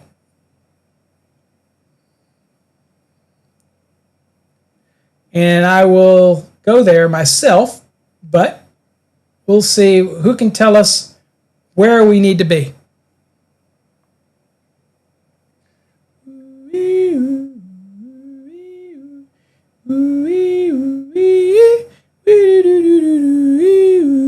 Oh, look at that here, Josh. 250-102E2.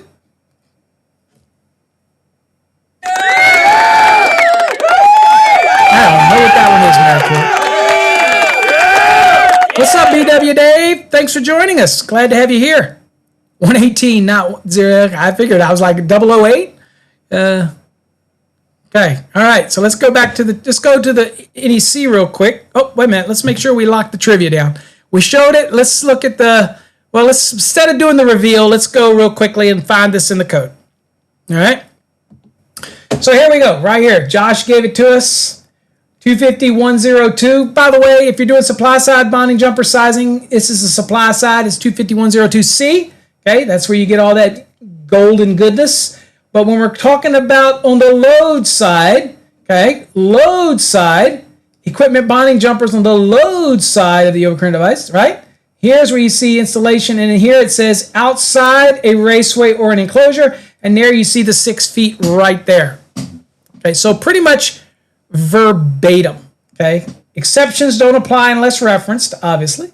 Okay, not going to apply here. So there you go, 6 feet. All right, let's see what the standings look like. Show the results. Josh creeping. Well, Adam caught up, but then Josh jumped up again. Still maintaining that 1 point lead. One measly point. All right, y'all ready? All right, next question. Let's get on it. Set your timer. Let's go. Okay, connections from headers to cabinets and other enclosures in cellular concrete floor raceways shall be made by means of 1. Listed metal raceways, item 2, listed non-metallic raceways, or 3, listed fittings. So it's either A, 1 only, B, 1 and 2 only, C, 1 and 3 only, or D, 1, 2, and 3. Okay? So it's talking about what? Cellular concrete floor raceways. Okay? So you got your timer going on there. I'll leave that there for you.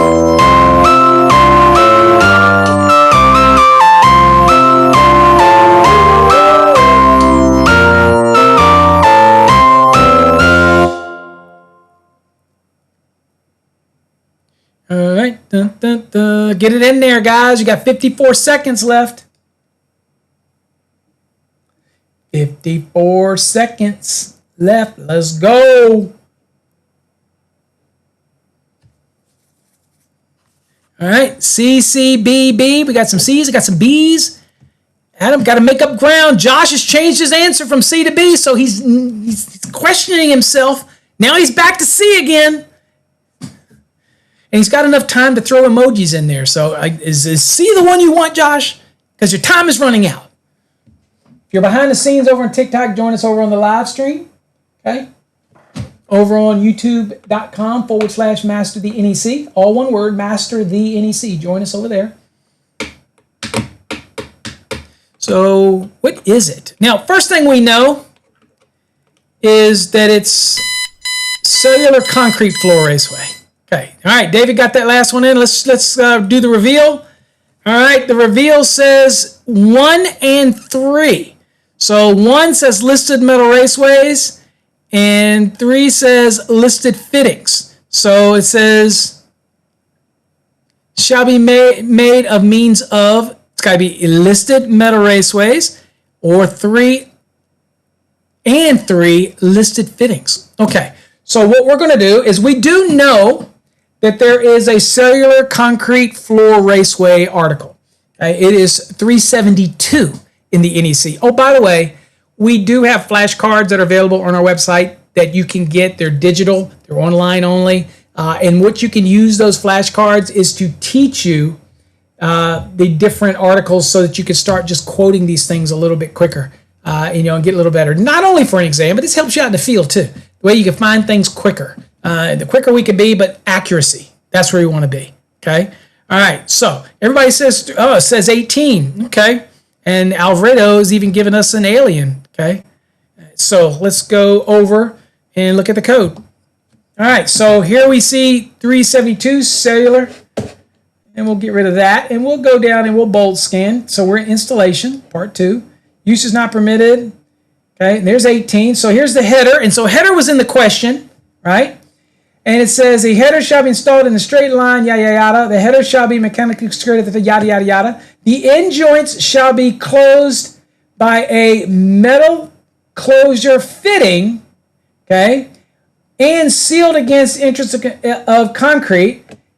And it says right here, it says the header shall be electrically continuous throughout its entire length and shall be electrically bonded to the enclosure there, okay, that there. And then, of course, the other part of that question is here, the connection to cabinets and other enclosures. And this picks up the other part.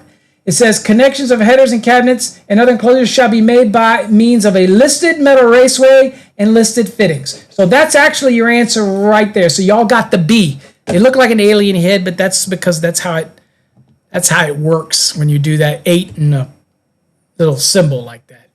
So Josh, if we were doing it by code reference, he would be wrong, but, okay. Will you be doing a 2026 code change? Probably further into the summer. I'll probably do a webinar on those changes, and it will be a closed webinar, but no, it will not give continuing education. So that's the reason why we don't do a lot of those anymore. Because we don't want to go through the hassle of doing continuing ed. It means you have to submit it individually to every state, and I'm just not involved in that. That's why we partnered with another company on our website to give continuing ed.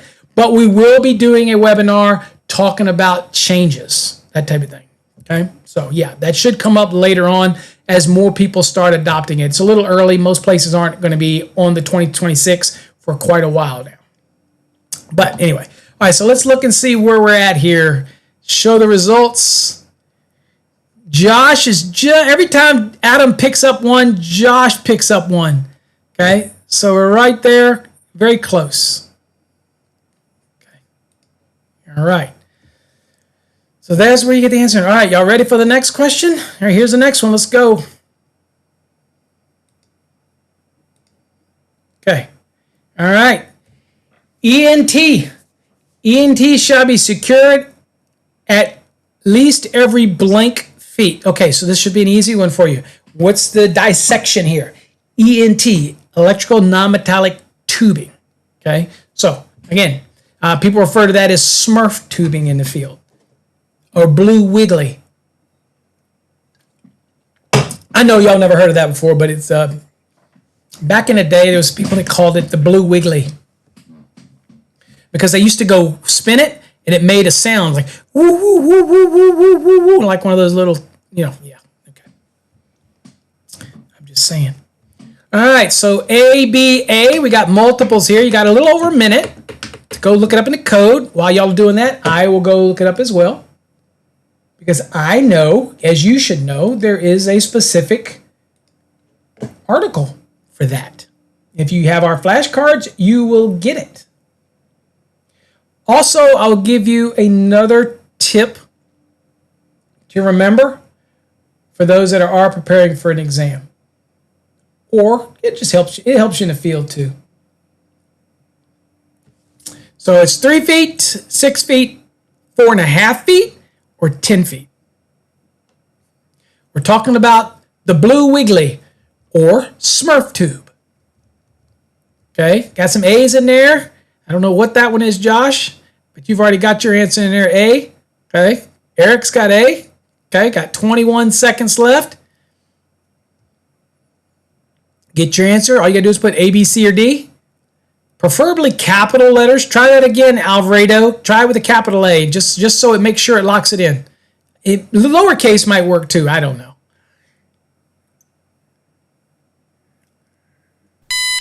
Probably will work.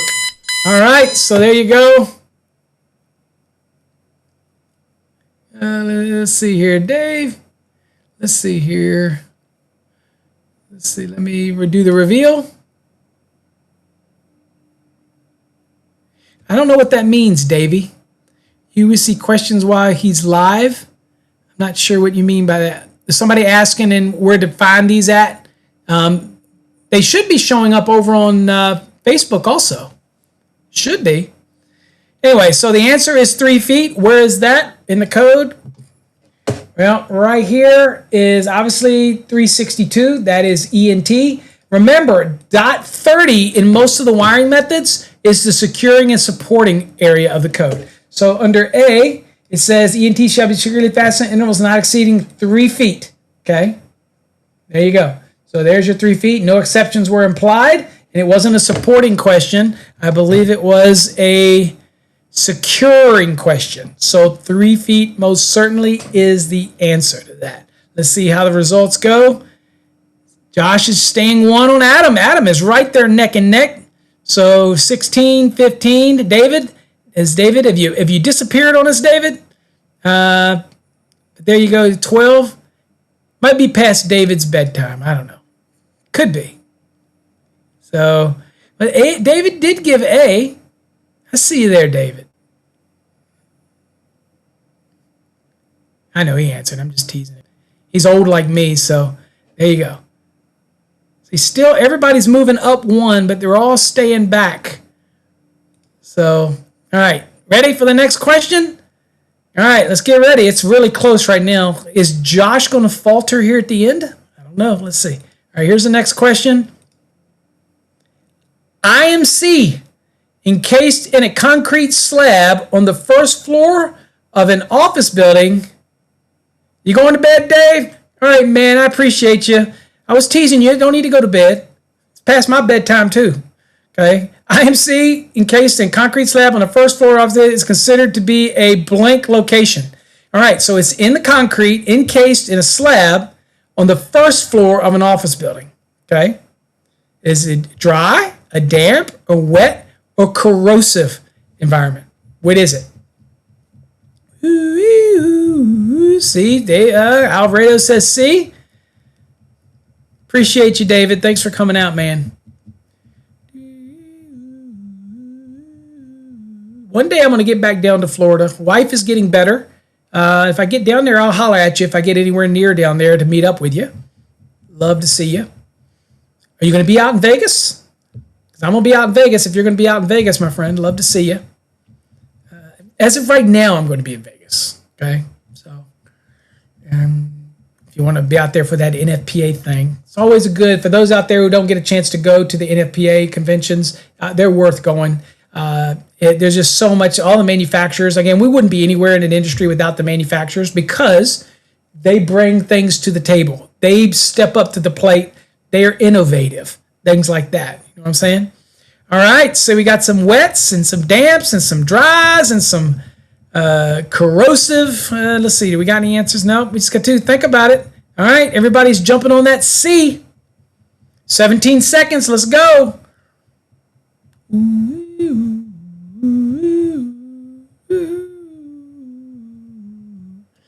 IMC encased in a concrete slab on the first floor. Might be a dumb question here because, again, is it the... All right, so anyway, let's do it here. So, all right, so let's go and reveal the answer. Boom, wet location. Now, interesting question. If this had been on the second floor or the ceiling of the first floor or the second floor, or third floor or fourth floor, and it's embedded in the concrete, it would not be a wet location. Okay? So, again, because this is the first floor, and it says floor, then it is usually the one that is on grade. Okay? So, now that brings us into the big debate on whether or not there is a vapor barrier and it's actually in contact with the earth. Is it now a wet location? Okay? That's going to be up to your AHJs. That's going to be up to David and them to make that decision. Okay? All right, let's see where show the results. All right, Josh, 17. Adam, staying right there with you. Look at it. Maricourt speeding up. Fastest, 12. Let's see here. We got some others joining in. Davy's joining in the mix here. All right. Cool deal. All right. Y'all ready for the next question? Y'all doing good?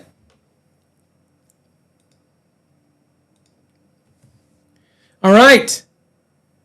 When an outlet from an underfloor raceway is discontinued, this section of circuit conductor supplying the outlet, A, shall be permitted to be spliced, B, shall be removed from the raceway, C, shall be permitted to be re-insulated, D, shall be handled like abandoned outlets on loop wiring.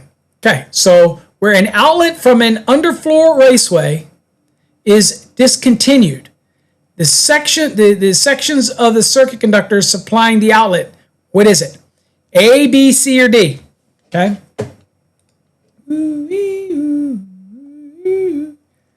See what we got here, folks? You've got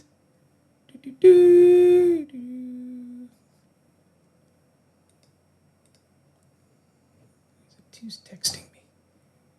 Somebody's texting me. What?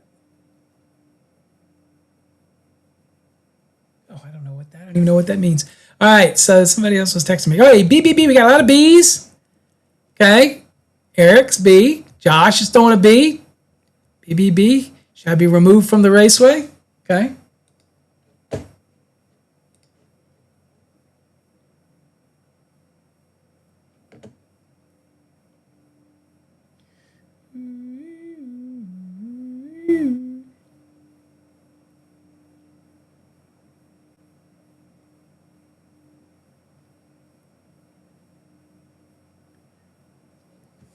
There we go. Y'all got 16 seconds. Let's go.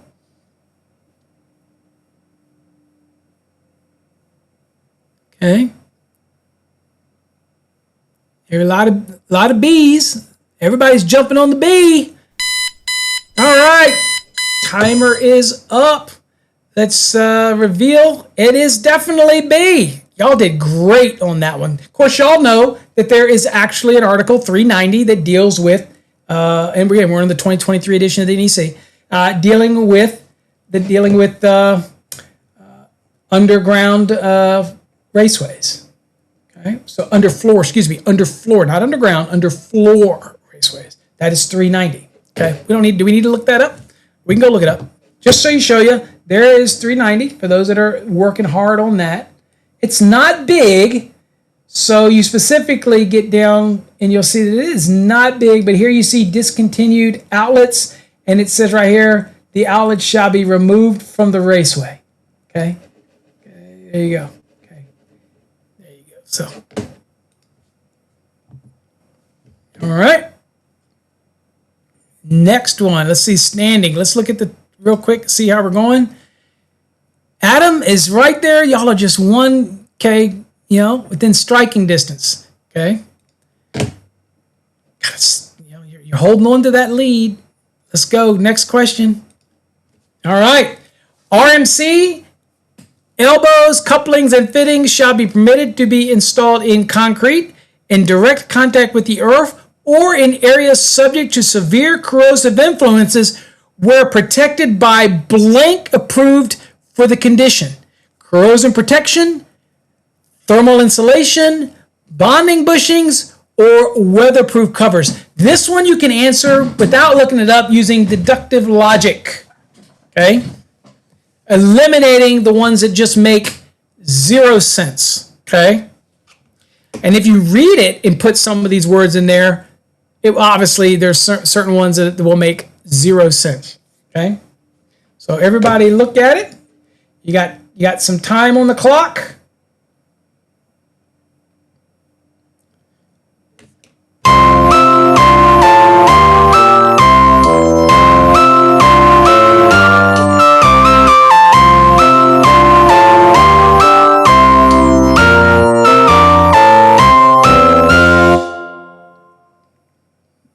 Got about 49 seconds to get your answer in there. Remember, you can change your answer. You most certainly can change your answer if you want.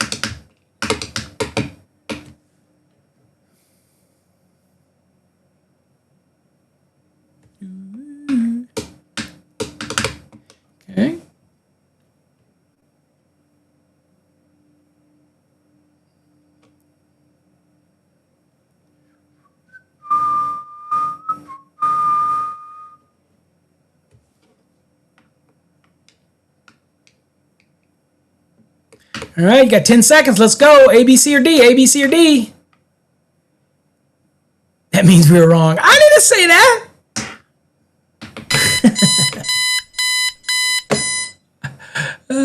All right, the reveal is corrosion protection. As you all know, right here in the rigid metal conduit, you look at uses permitted. Obviously, it's a uses permitted type of question, and it's talking about corrosive environment. Here, galvanized steel, stainless steel, red brass, RMC, elbows, couplings, and fittings.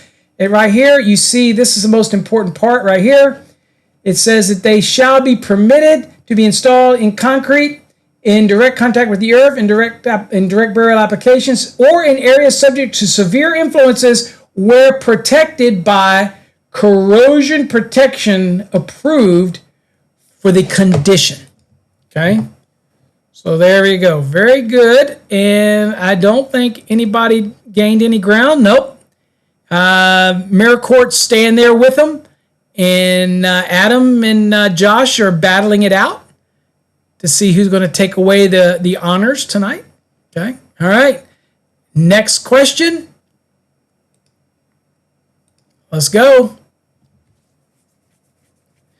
The question is, were installed in raceways, conductors blank and larger, not specifically permitted or required elsewhere in the NEC to be solid, shall be stranded.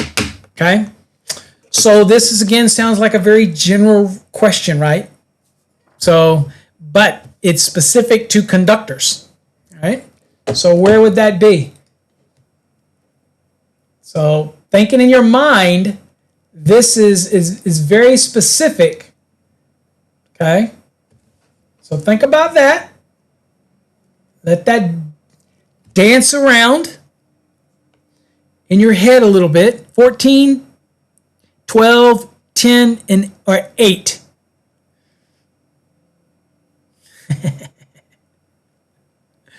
Did I try? I'm trying, Mericourt.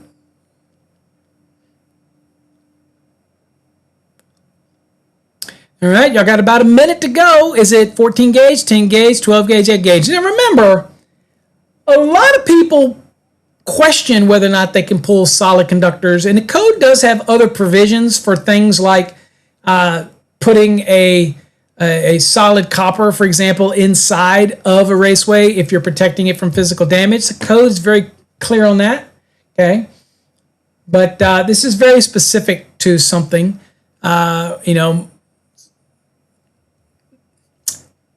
So that's all I'm going to tell you. I'm going to give you any more than that. Come on, A, B, C, or D. Let's go. Get those answers in there. Let's go, let's go, let's go. If you don't answer, you're sure to get it wrong. You got 13. Gave you enough hints here. All right, Josh says A, D. Adam, are you in here? Don't miss an opportunity. All right. So let's go here. I will show these results. We'll reveal. It is 8 gauge.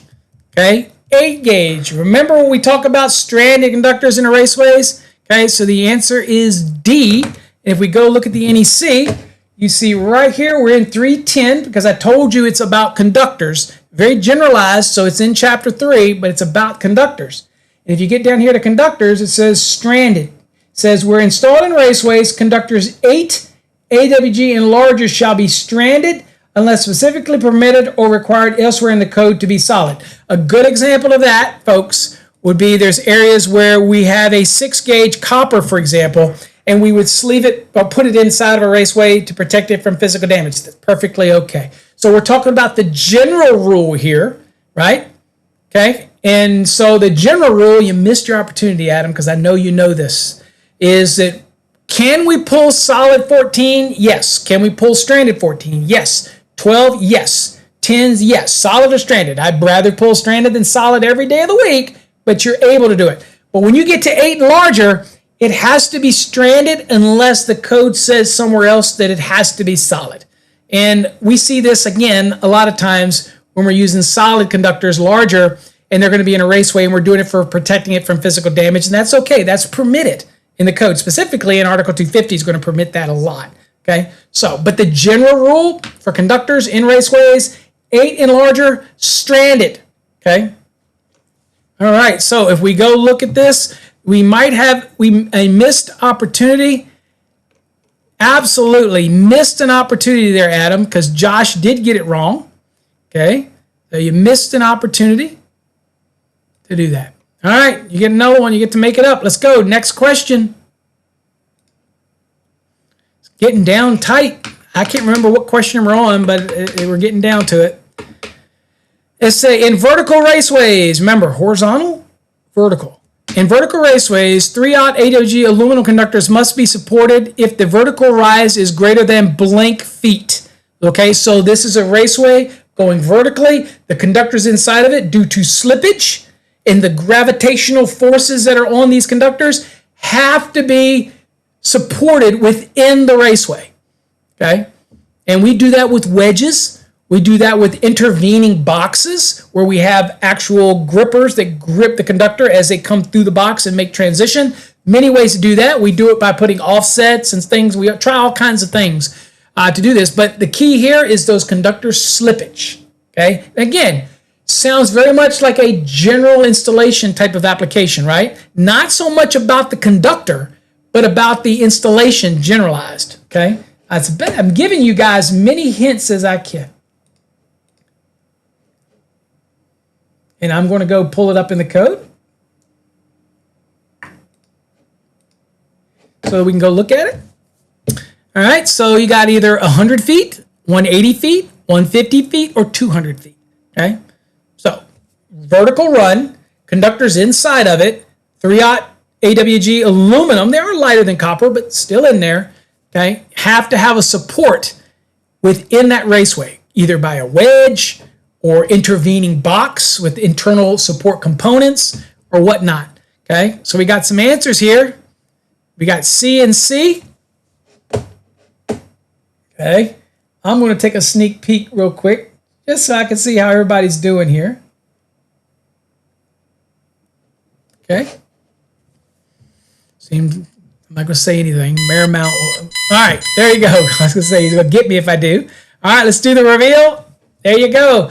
The answer is 180 feet. Obviously, this one is 300.19, which incidentally is nothing to do with MC cable, although everybody wants to use it for that because conductors do slip in MC, but MC is not a raceway, so obviously that doesn't qualify. But if you come over here, you see supporting conductors in vertical raceways. Okay. All right. Now you do notice there's an exception. It says steel wire armored cable. That is not MC, folks. So a lot of people see that and they think that's MC cable. That is not. That is a very specific type of product where the actual steel that's in it, a supporting wire, actually supports it and it's designed into the actual assembly itself. But that is not MC cable, by the way. So again, I always remind people, and students, sometimes I'll let them highlight it, and then I'll write above it, not MC. That's not what it is. Now, a lot of us will tell you to use the supporting rules here for MC, and really what it is, just put bends in it in order to add friction, but that's not what this table is all about. Okay, so what is where you're seeing right here is here's the 2 to 4, right? And there's the 180 feet. There it is right there. And that's where their answer came from. Okay? So very good. Dude, you don't even have a code book. And I'm smarter than my boss said I am. Dude, you've been coming to enough of these things through the years here that I would expect as much, right? So let's look at these standings real quick. Josh is just staying one ahead of you. Okay, and we know Josh is cheating using Trade Hog probably. I'm just saying, Josh. I'm just saying. I'm just saying. All right. Next question. Let's go. Boom. There you go. Where raceways contain blank or larger insulated circuit conductors, and these conductors enter a cabinet, a box, an enclosure, or a raceway, the conductors shall be protected by a identified fitting providing a smooth, rounded, insulating surface unless the conductors are separated from the fitting or raceway by identified insulating material that are securely fastened in place. Okay, it's a mouthful, right? So here it says 8, 4, 6, or 1 AWG. Okay? What's the answer? Don't want to put any trivia on. I want to play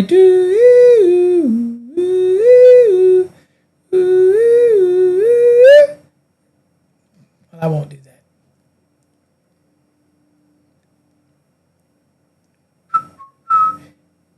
Timer's going. Give us your answers. Let's see what you got. A, B, C, or D? A, B, C, or D? Let's go.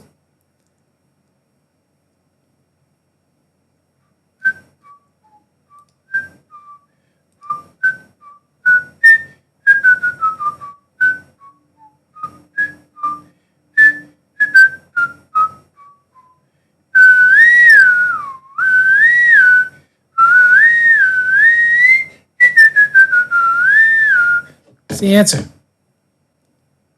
Dun, dun, dun, dun. I got 11 seconds. I got some C's, got some let's see here. Let me look here because the thing is blocked. So let's see here.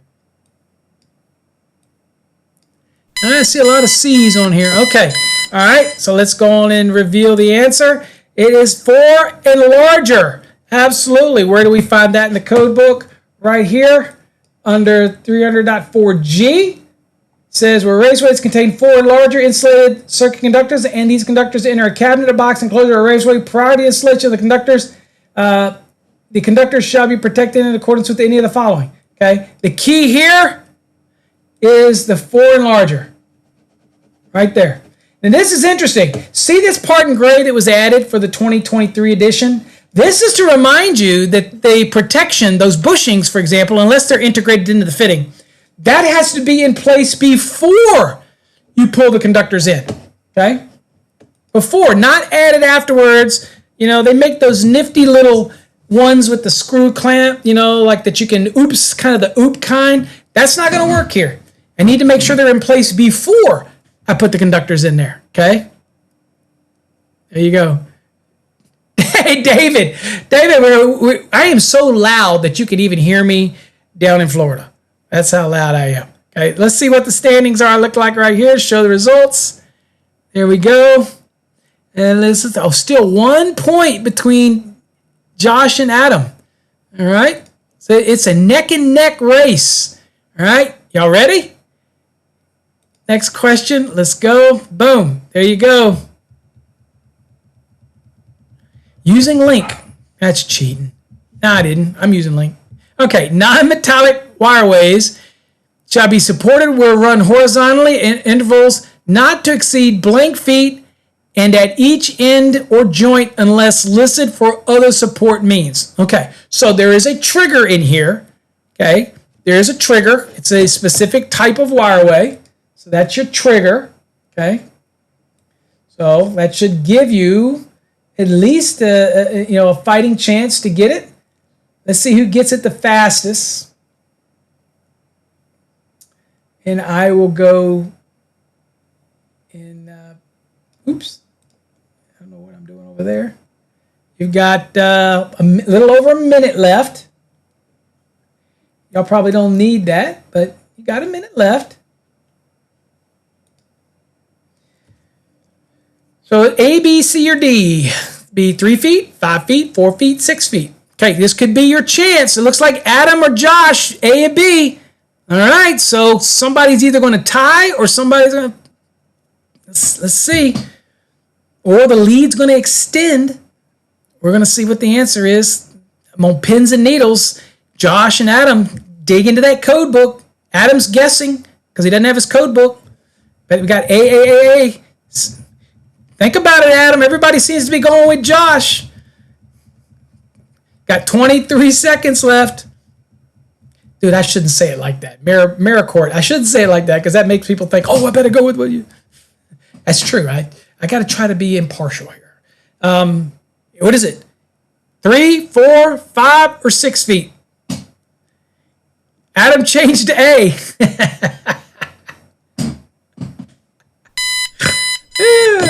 All right, let's do it. I'm going to show the reveal.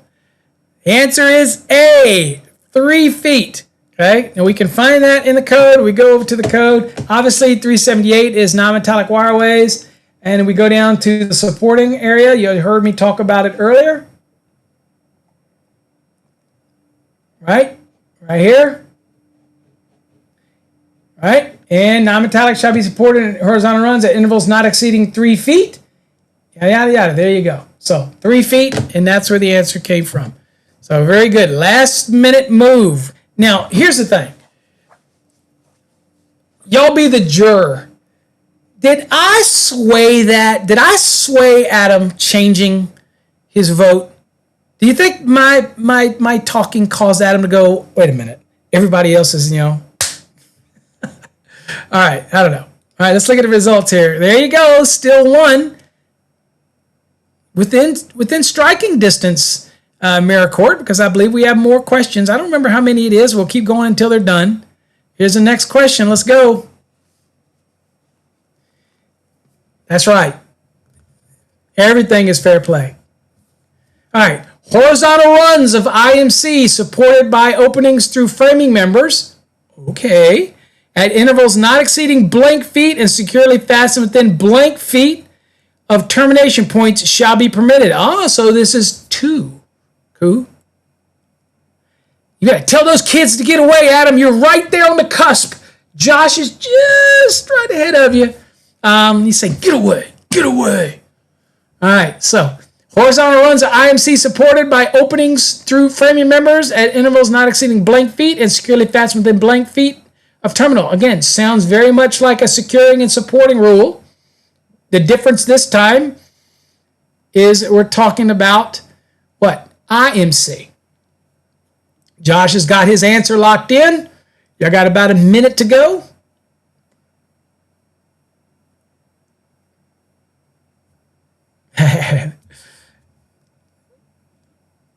Okay, everybody's locking in. Got about 45 seconds left. TikTok, if you're on TikTok, you can still join us over on YouTube, youtube.com/master the NEC. Join us.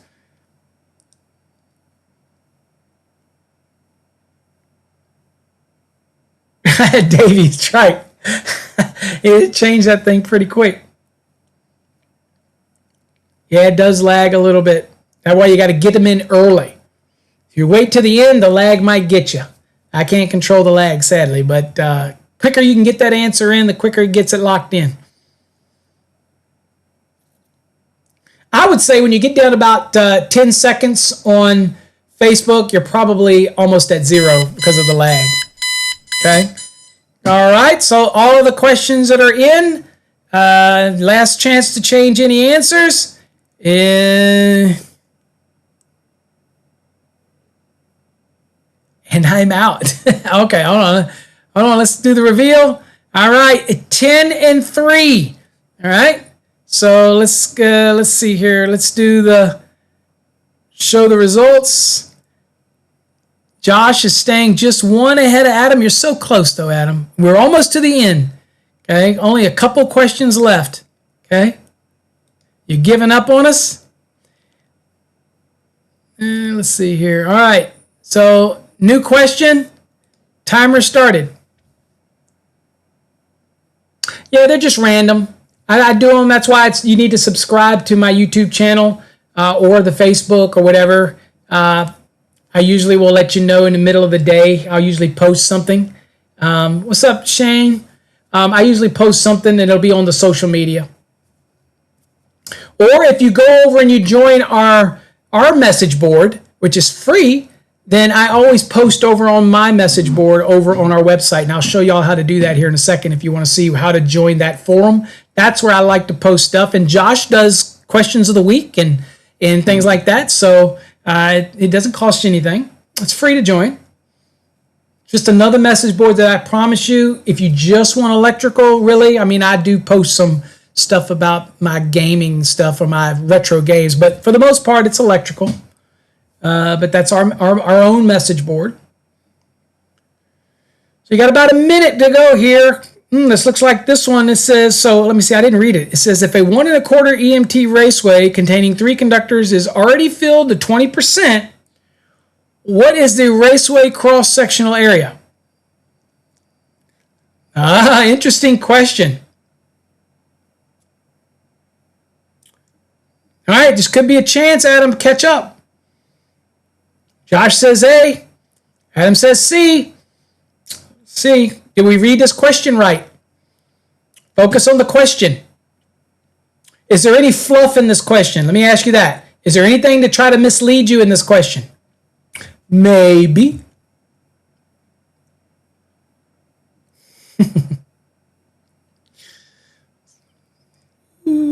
Okay, we're down to a couple seconds here. All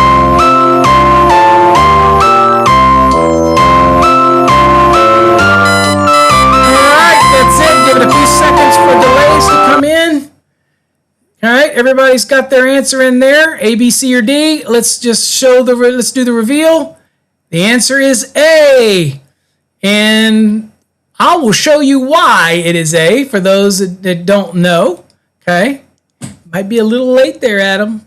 I don't know. We'll see if it accepted you or not. Because if it did, then, well, Josh should still be one ahead of you. So let's see. But anyway, to find the answer to this, you come over to the code, right? And so in this scenario right here, oh, we don't even need the code. Oh, yeah, we do. But let me show you something real quick. All right, so let's go back real quick to the question. So see this question? The only relative part of this question was the fact that it's 1 1/4 trade size EMT. And that's the only relevance to this question. The fact that it said it contained 3 conductors and already filled the 20% is irrelevant. It says the question really, this is a good question for people to look at it and understand. It's not a trick question, right? It is a question that you have to really focus on the question. The last part, the real question is, what is the raceway cross-sectional area? It didn't say what is the remaining. It was the leftover. It didn't say how much is remaining. It says, it had all this fluff, and then it says, what is the raceway cross-sectional area? Let's see how that works out. So we're going to go to the code, all right? And we're going to go down to, and that was, I'm sorry, I got to go back. That was EMT. Okay, sorry. 1 1/4 EMT. So what we're going to do is chapter 9, and we're going to go down to EMT right here. Close this up here. All right, so this is EMT. Let's expand this out. Okay, so this is EMT, okay? So the total area right here, let's pin this, and let me go back over here. So we need to be under the 1 1/4. So we're under this one. Let's go all the way to the right. Okay. So 1.496. And that is the answer to A.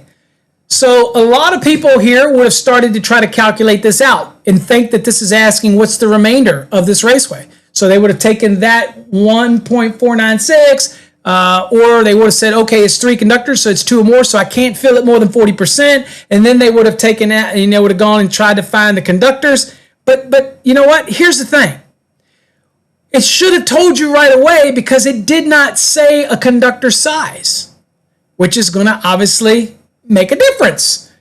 So reading this question, you didn't need to go there because it didn't say there are 3 4-gauge or 3 2-gauge or 3 1/0. It didn't say anything about that. So there was a lot of fluff here. The secret to getting these right on exams is to be able to dissect out what is it really asking, okay? You know what I'm saying? So my son helped me. Did he? There you go. So let's see here. Where are we at on this scores here? Oh, Josh, it came in after the ticker. So you changed it at the last minute, but it had already gone. So you dropped back one. So Josh has extended his lead. Okay? So it had already closed out before you could change that question. All right. Next question. All right. Expansion fitting and telescoping sections of metal raceways shall be made electrically continuous by blank or other means. Okay, so this is expansion fittings and telescoping sections. Shall be made continuous by lock nuts, set screw couplings, equipment bonding jumpers, or threaded hubs. Which is it? Okay. So anyway, so this is metal raceways. Okay. So I didn't say which specific one, right? Just says metal raceways. Okay. So let's see what we get on this one. Lock nuts. Okay, now this is talking about expansion fittings and telescoping sections. Okay. So y'all got about a minute to go. There's some ground could be made up here.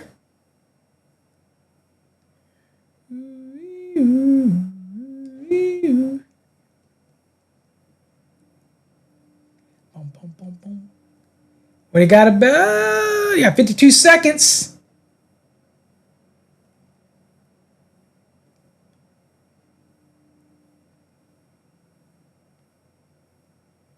Time is ticking down.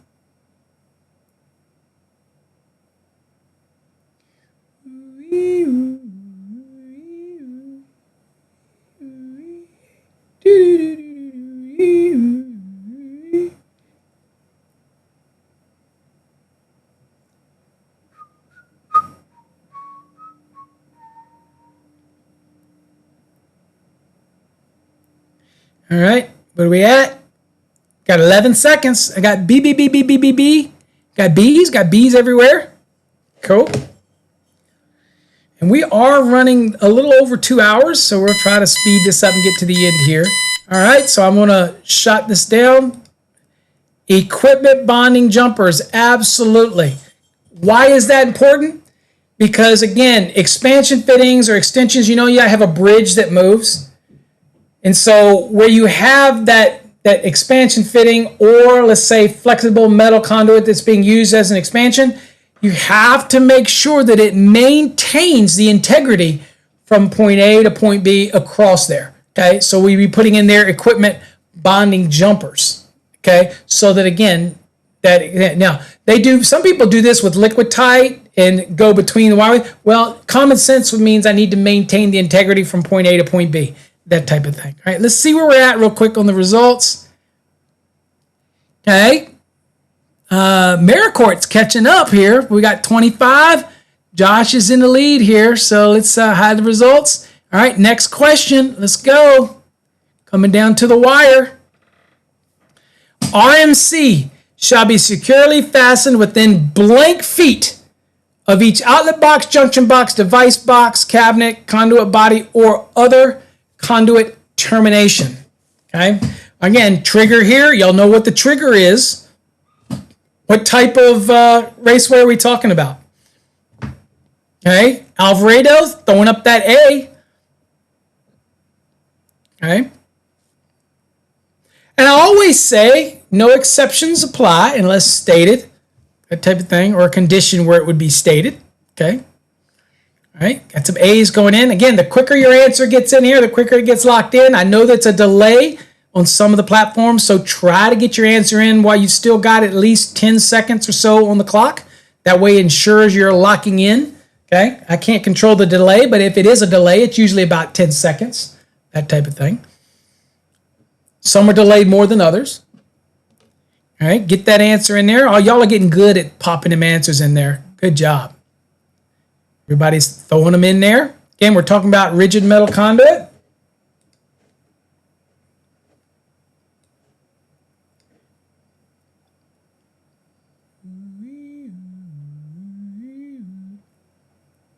Getting close now.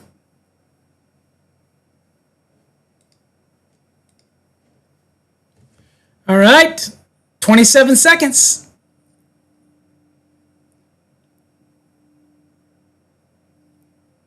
Oh, I'm sorry, I didn't look it up. I was trying to make up for time. Yes, it was in 250. Thank you, Josh. Yeah, that's what's good.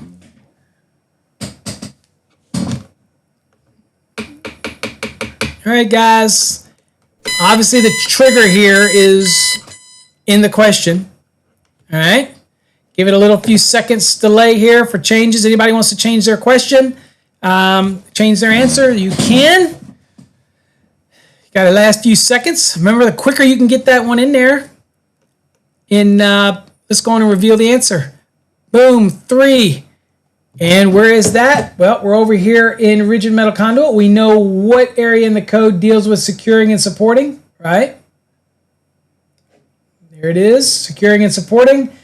And RMC shall be securely fastened within 3 feet of each outlet box, junction box, device box, cabinet, conduit body, or other conduit termination. Exactly what's in the question. So 3 feet most certainly is the answer.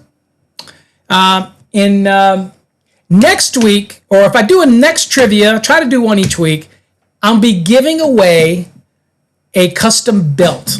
Okay. Now, if you're fat, it won't work. But let me show you guys what it looks like. So this is what the belts look like. Okay. These are our click belt. Okay. And we have these on our website. And not this week. You're going to get the coin. But if you win it, I will engrave your master or journeyman on here, your name, whatever you want on the front of it. Okay. You pull up this lever. And you just simply push it through, and then you just grab it and click it, and done. It's the only kind of belts I wear. Now, the range is like 32 waist up to about 38. Maybe 40 is pushing it, but usually 38. So if you're in there, me, I'm a 32 now, but one time I was pushing a 40. I can tell you that. Okay, so let's go on and show the questions here. All right, Josh is still once you gave Josh that little lead, he's maintaining that lead there. Okay, all right. Hide the results. All right, ready? Next question. Let's go. I think we're getting close to the end here, guys. All right, the maximum distance between supports for a 4-inch PVC or for trade side PVC is blank feet. So the maximum distance between supports. I don't have one that goes up to 44, bro. I have no idea. No. I'm just saying. Maricourt, thank you. I appreciate that. That is awesome. You learned more tonight than your school course. Well, thank you very much. I appreciate that. Remember, folks, you don't have to donate on YouTube, but again, it's always appreciated. Everything that gets donated ever on our YouTube channels goes right back into the program. I don't take any of it. Okay, I use it to buy things like coins to give away. I use it to buy the belts and things like that, and give them away if we have contests and things like that. Okay, so there you go. So the ticker's going down. All right. Now, obviously, the wiring method is in here, and then obviously we've been kind of focusing on wiring conduit and raceways and things like that tonight. So the key here is, again, we're in a specific area, a section of a specific article, and its trigger is right there in the question.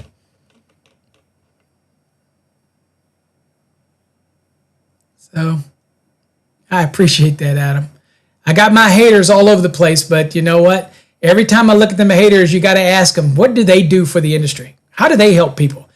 Luckily, I've been blessed to help literally hundreds of thousands of people in my 30 plus 40 years. 40 years of doing this. I love it. I just get excited today as I did when I got started in this industry years ago. And my courses reflect that. How I teach things hopefully reflect that.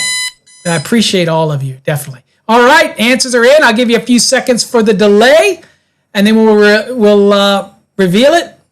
But I do appreciate that, Adam. Thank you, Maricourt. Appreciate it. All right, looks like we got everything in here. It looks like everybody's in line with this one. Let's do the reveal. There it is, 7.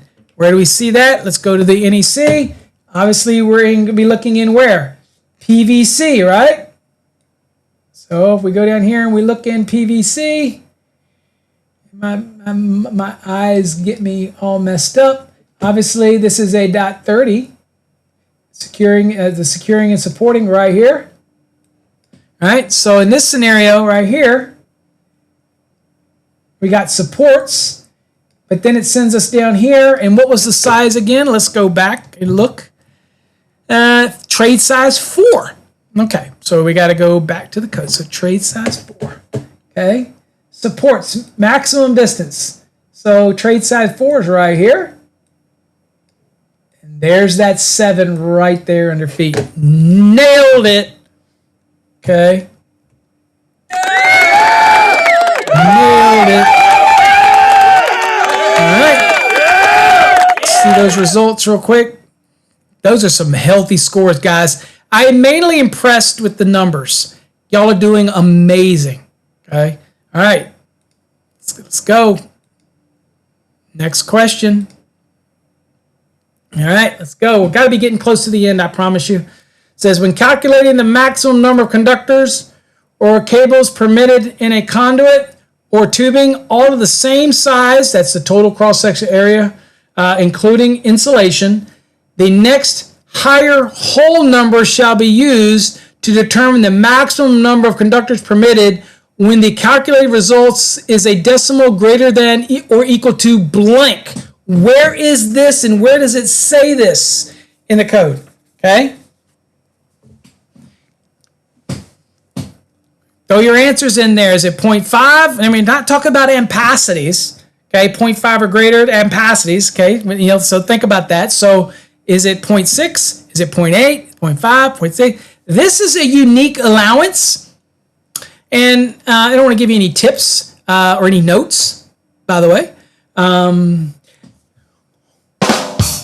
But at the end of the day, it is talking about conductors or cables installed in a raceway. And it's going to tell you when you're allowed, when they're all the same, to utilize the next whole number. Okay? That type of thing. And you know what? These are questions like this is liable to be on an electrical exam, just trying to see if you understand how certain things work. Okay? So I got a lot of C's going on here.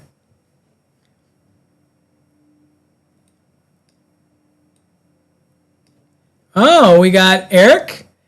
Eric is throwing an A in there. All right, Eric. Let's see here. Adam, I believe Adam's throwing a D up in here. Okay. And let's see here. What do we got for Josh? Josh throwing a C up in there. Okay. All right. That's it. I'll give you a few seconds to let that marinate. Oh, Josh changed it to D. All right. So let's reveal 0.8. Josh, I believe you might have got it at the last minute. Got it in there.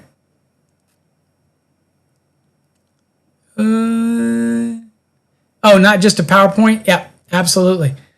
All right, so let's go and see where this is. All right, guys, so where this is when we look at Chapter 9, Table 1,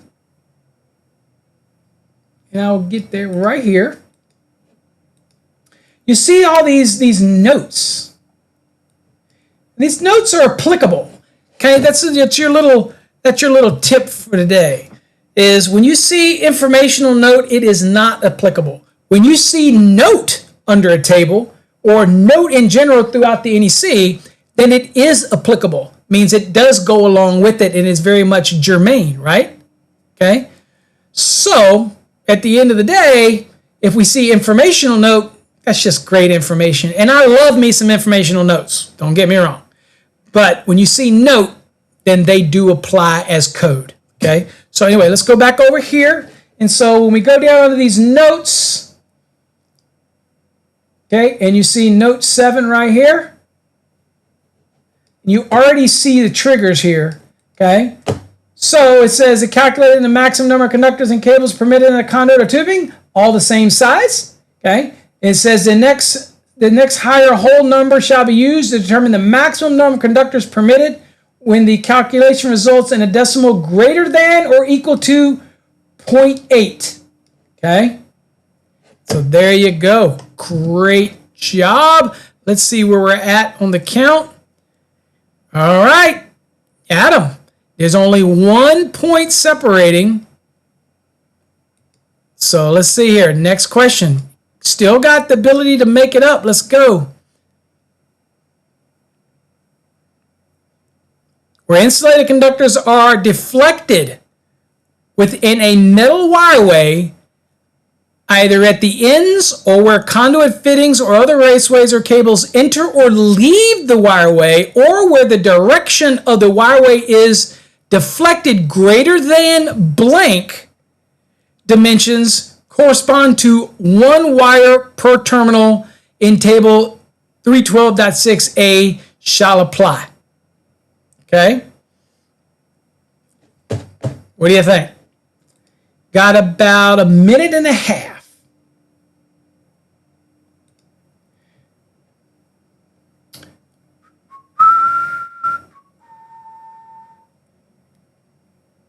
Let's go down here.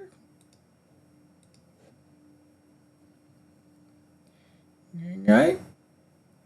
And again, Eric, you're taking your exam tomorrow. I'm going to send you all types of good vibes.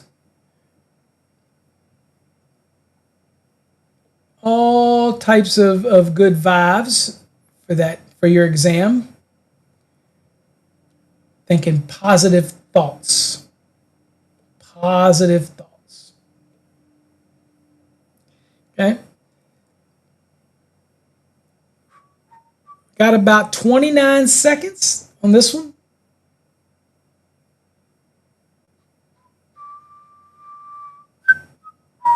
Key here, insulated conductors, okay, and deflection. But the trigger is in this question, okay? The trigger is in this question. Let's see how everybody does. I see C's and B's.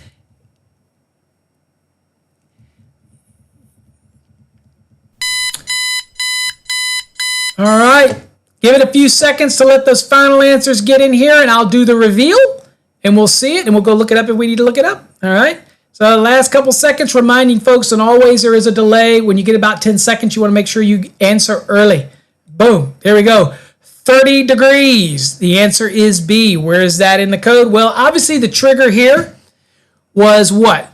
It was a metal wireway, okay? Within a metal wireway. So if I had to pull out its metal wireway, again, I didn't use the index. I know that metal wireway is a small article. So I'm not going to go digging in the index for that under metal wireway, under wireways. I'm going to go bold scan, okay? I'm on an exam. If I don't know the answer, I'm going to immediately go bold scan because I know that that's a small article, okay? So we're going to go to the code. And here we see 376 metal wireway, and it's insulated conductors. And here is deflection. That was actually written into the actual question. And of course, you see that 30 degrees right here. And this basically is verbatim right here, okay? So where insulated conductors are deflected within a metal wireway, and that's your 30 degrees. And again, this is 376.23a in the 2023 edition of the National Electrical Code. Let's see how the results pan out. One question, Maricourt's catching up to Adam, but Josh is holding on to that one question. We do have another question. I got to be getting close to the end, so it's nail biting time. All right, so here's the next question. It's getting close to the end, guys. Where the distance above the roof to the bottom of a raceway is less than 3/4 of an inch, a temperature adder of blank degrees Fahrenheit shall be added to the outdoor temperature to determine the applicable ambient temperature for application of the correction factor in table 310.15b11 or 310.15b12. Okay, so this is the adder for the rooftop. Now, if you're old and back in the old code, in 2017, there was different variances, a bunch of different values depending on the height of the raceway above the rooftop. That changed. Okay, so it is now a specific value less than 3/4 of an inch, and it's going to be an adder. Now, by the way, that adder gets added on to the temperature. So if the ambient temperature on a rooftop was 50 degrees, whatever this adder is, because the raceway is less than 3/4 above the roof, that means radiated heat is going to come from the rooftop, and it's going to increase the ambient temperature around that, and it's going to raise the temperature on those conductors, and it's going to get close to the volatility of, oh, I didn't start the damn timer. Y'all get extra time to go look this up because I'm running my mouth. that radiated heat is going to rapidly cause the thermal balance on the insulation to be compromised. So in order to do that, we have to add an adder to this. Okay? So there you go. Adam says, start the clock! Sorry. I did good all tonight until I got to this one, and then I got carried away. I always wanted to teach something. I can't help it. If you follow us over on TikTok, make sure you join us next time or subscribe to my YouTube channel at youtube.com/master the NEC so that you can get notifications. Or better yet, why not go to fasttracksystem.com and then go join our free,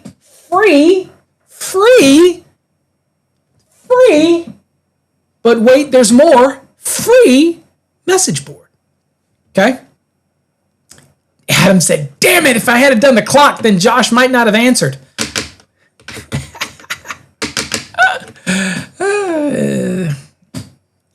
All of a sudden, it got real.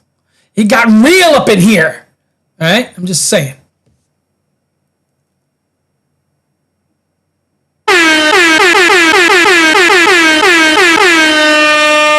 All right. Winding the clock down. I will go to where it is in the code because I know where it is in the code. I've been doing this code for a little while, right? So I've kind of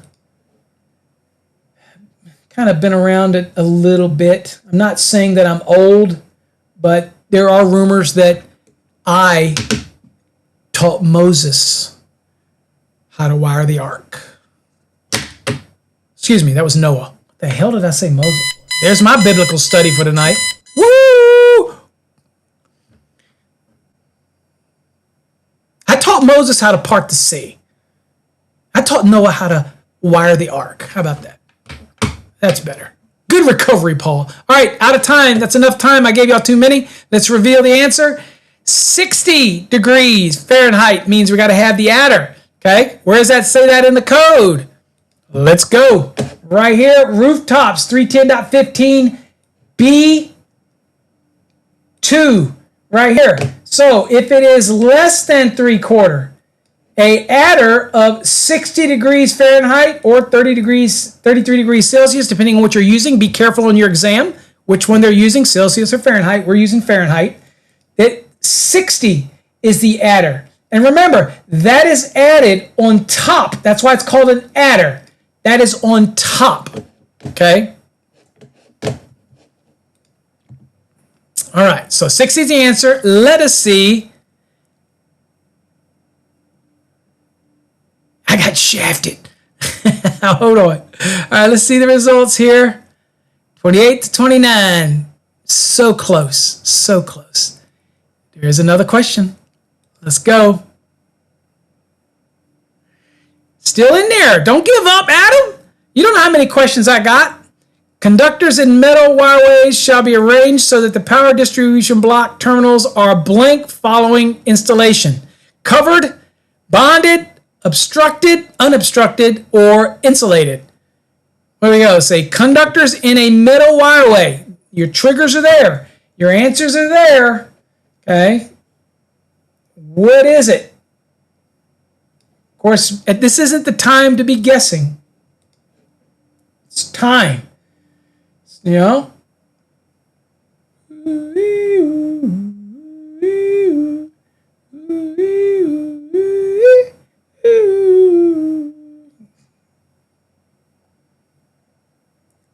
Okay. What do we got here? Oh, we got some, we got B, Josh, Adam, C. Uh-oh. Okay. These two are going to go at it here and see. Okay. Got 53 seconds. You can double check your answers. All right, Josh, you going to follow Adam? Or are you going to stick with your number? Or Adam, are you going to follow Josh? What are y'all going to do? Are y'all going to toe the line? It's never over until the Fat Paul sings. I'm just saying.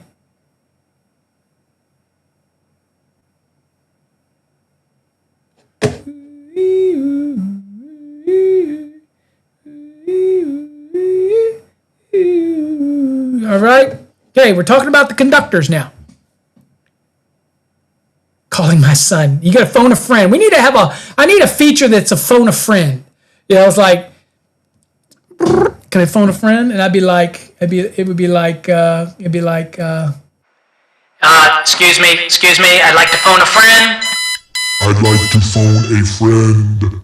Okay, all right, that's it. We're going to reveal the answer. Boo, unobstructed. You got to be able to get to the conductors in a wireway, okay, metal wireway. All right, so where's that in the code? Right here, under conductors, okay, power distribution block.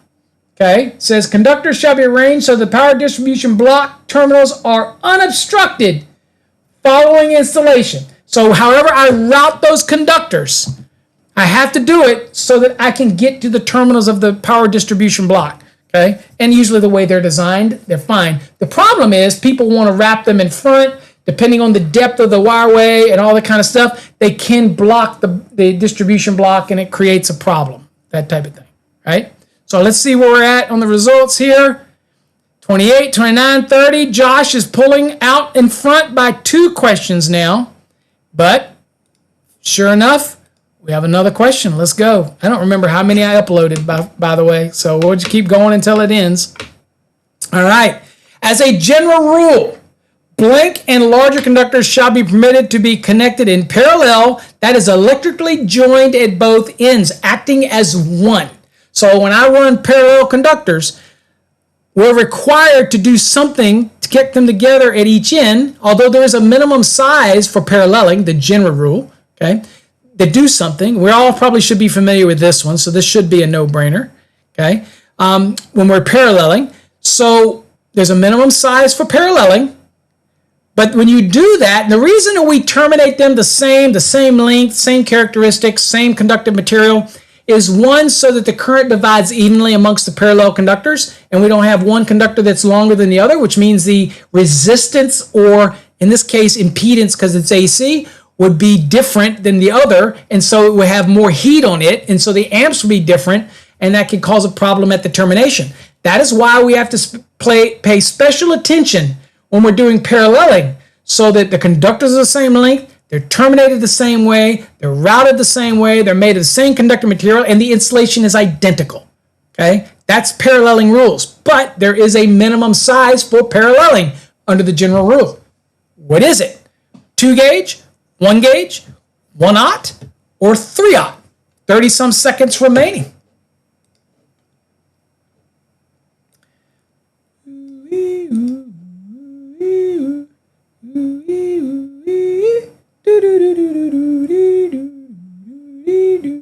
What do you think, folks?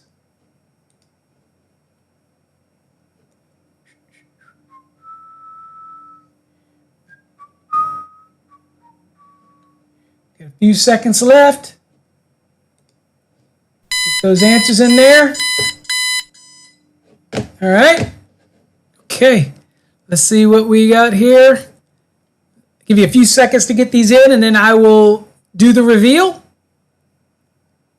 Dave getting his last answer in there. All right, let's do the reveal. Boo, 1/0 and larger. So the code requires, when we're doing paralleling, that we're going to parallel, and it's 1/0 and larger. So let's go to the code, and we come into the code right here.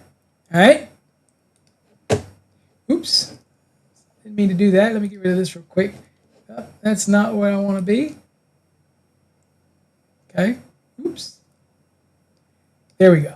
Okay, so this is 310.10. We're in the 2023 edition of the NEC, by the way. And this would be G.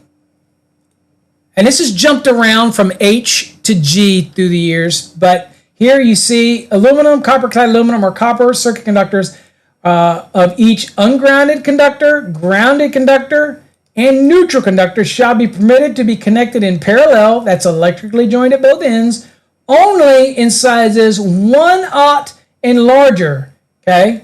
And shall be installed in accordance with 310.10 G2 through G4. Okay, so again, that is where we're talking about same length, same conductive material, same sizes and circular mills, same insulation type, and they have to be terminated in the same type of manner. Okay, So that's your paralleling rules. Okay? So 1/0 is the answer. Now let's see where our score is. Show the results. 31 for Josh, 29 for Adam. Mirror Court came in third with 27. These are great scores. And I'm going to tell you right now, that is it for tonight.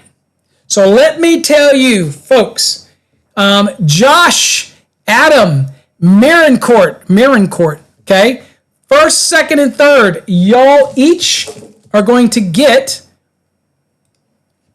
let me get to the chat here. Y'all each win one of these neat, nifty coins. So here they are. I think they're pretty. I like to you can say it's a good luck coin, whatever you want to do. But this is our 250th anniversary of this amazing country that we live in. And I would not want to be anywhere else, even though our government is messed up most of the time anyway. And my state of Virginia is on crack. But still, these are great coins. Congratulations to all three of you for being 1, 2, and 3. And so let me tell you how you get your coin, okay? All right? So here's what you do. All right? So you're going to go over here and you're going to go to our website, which is fasttracksystem.com, okay? And you're going to go right here to where it says Community Forum. Click on Community Forum. Okay? Now, this is our community forum. And here you see that I posted trivia, right? So this is where I can tell you, this is where I post a lot of the trivia stuff. Or this is where, here you can see, I'll show you Josh. Look, I'm obsessed with Metal Slug. Sorry about that. But here's Josh's question of the week. Okay? Post a question for you. Come in here. Here you see where I posted some videos. But there's a forum over here on the left. You can ask questions specific to the code. If you're thermal imaging, you can ask questions there. We have general student discussion here. You want to ask something, okay?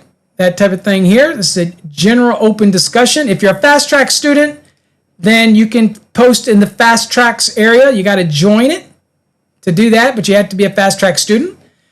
So anyway, what you're going to do is I'm going to log in.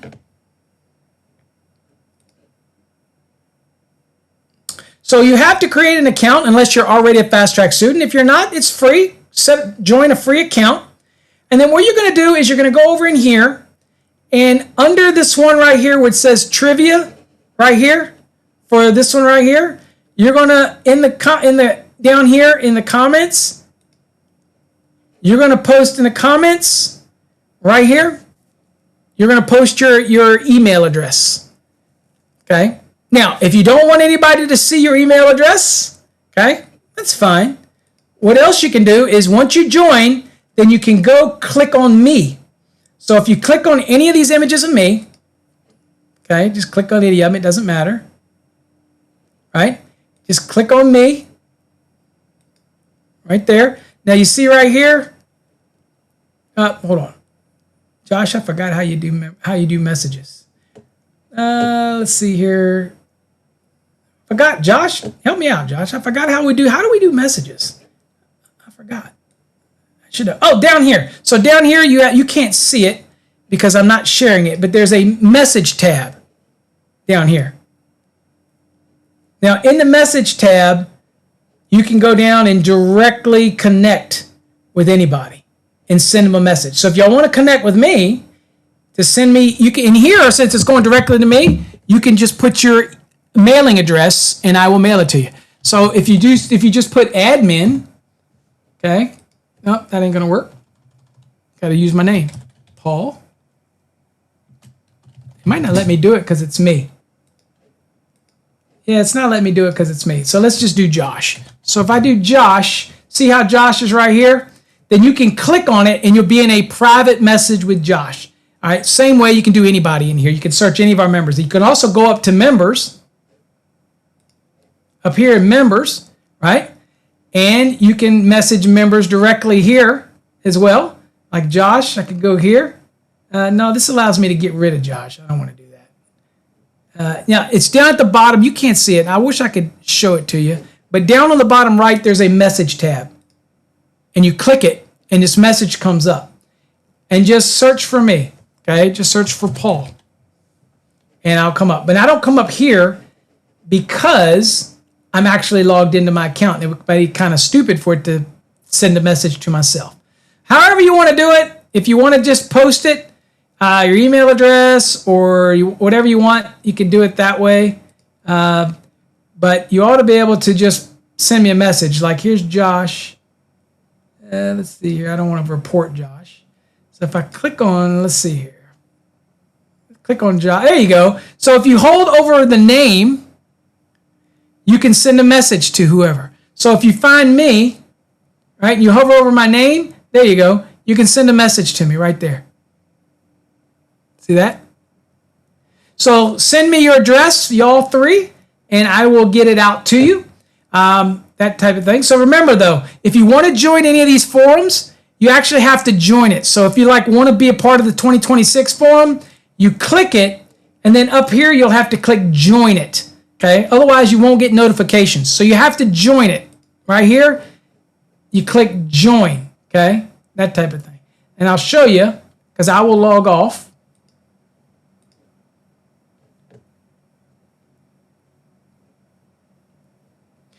All right, let me go back to the community. All right, so I'm logged out. This is what anybody sees when you come in here. So you can see anything, right? But if I want to post, if I click discussion group, see how it says join right here? I can read it, but you won't get emails when I post something new, right? Oh, Josh has already got his in there. All you got to do is click join, and you can join it, and you'll get notified when anything's posted in here. And it's just a really neat message forum. It's got a lot of benefits. Here's the spaces. So you can go right to spaces if you want and see where it says join. You can join all of these that you're interested in. There's me and Mike at a meeting. Here's join fast track discussion if you're a fast track student. And here, if it's open discussion, a lot of stuff gets posted here. Okay, but in order to get notifications, you got to join. Okay, different things. So make sure you join. All right. Okay.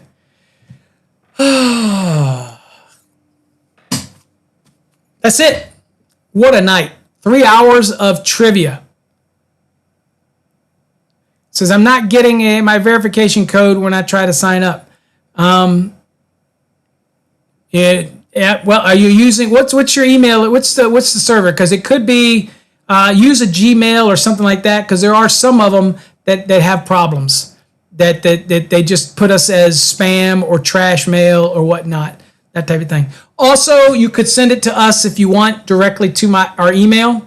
If you want at support SUPPORT at fasttracksystem.com. You can do that as well. So there you go. All right. And we'll keep track of you. So, all right. I've already captured the IPs, so I know where the IPs come from. So if you send an email, I'll know where it's from. We track IPs on everything. So when you're in here, we see it all. So anyway, there you go. All right. That is it for tonight, folks. Hope y'all got something out of it. We will be doing horse racing. Probably not this weekend, but maybe the first of the week. Oh, hold on, I'm going to lose my TikTok, people. We'll be doing horse racing. If you like horse racing, we'll be doing some of that. That is cool. So, all right, folks, that's it. If you're over on behind the scenes, I'll shout out to y'all here in a second over on TikTok. But until next time, folks, stay safe. God bless. I appreciate y'all coming and sticking with me tonight. Congratulations to all of you, Josh, Adam, and Mirancourt. Congratulations again, everybody. Take care.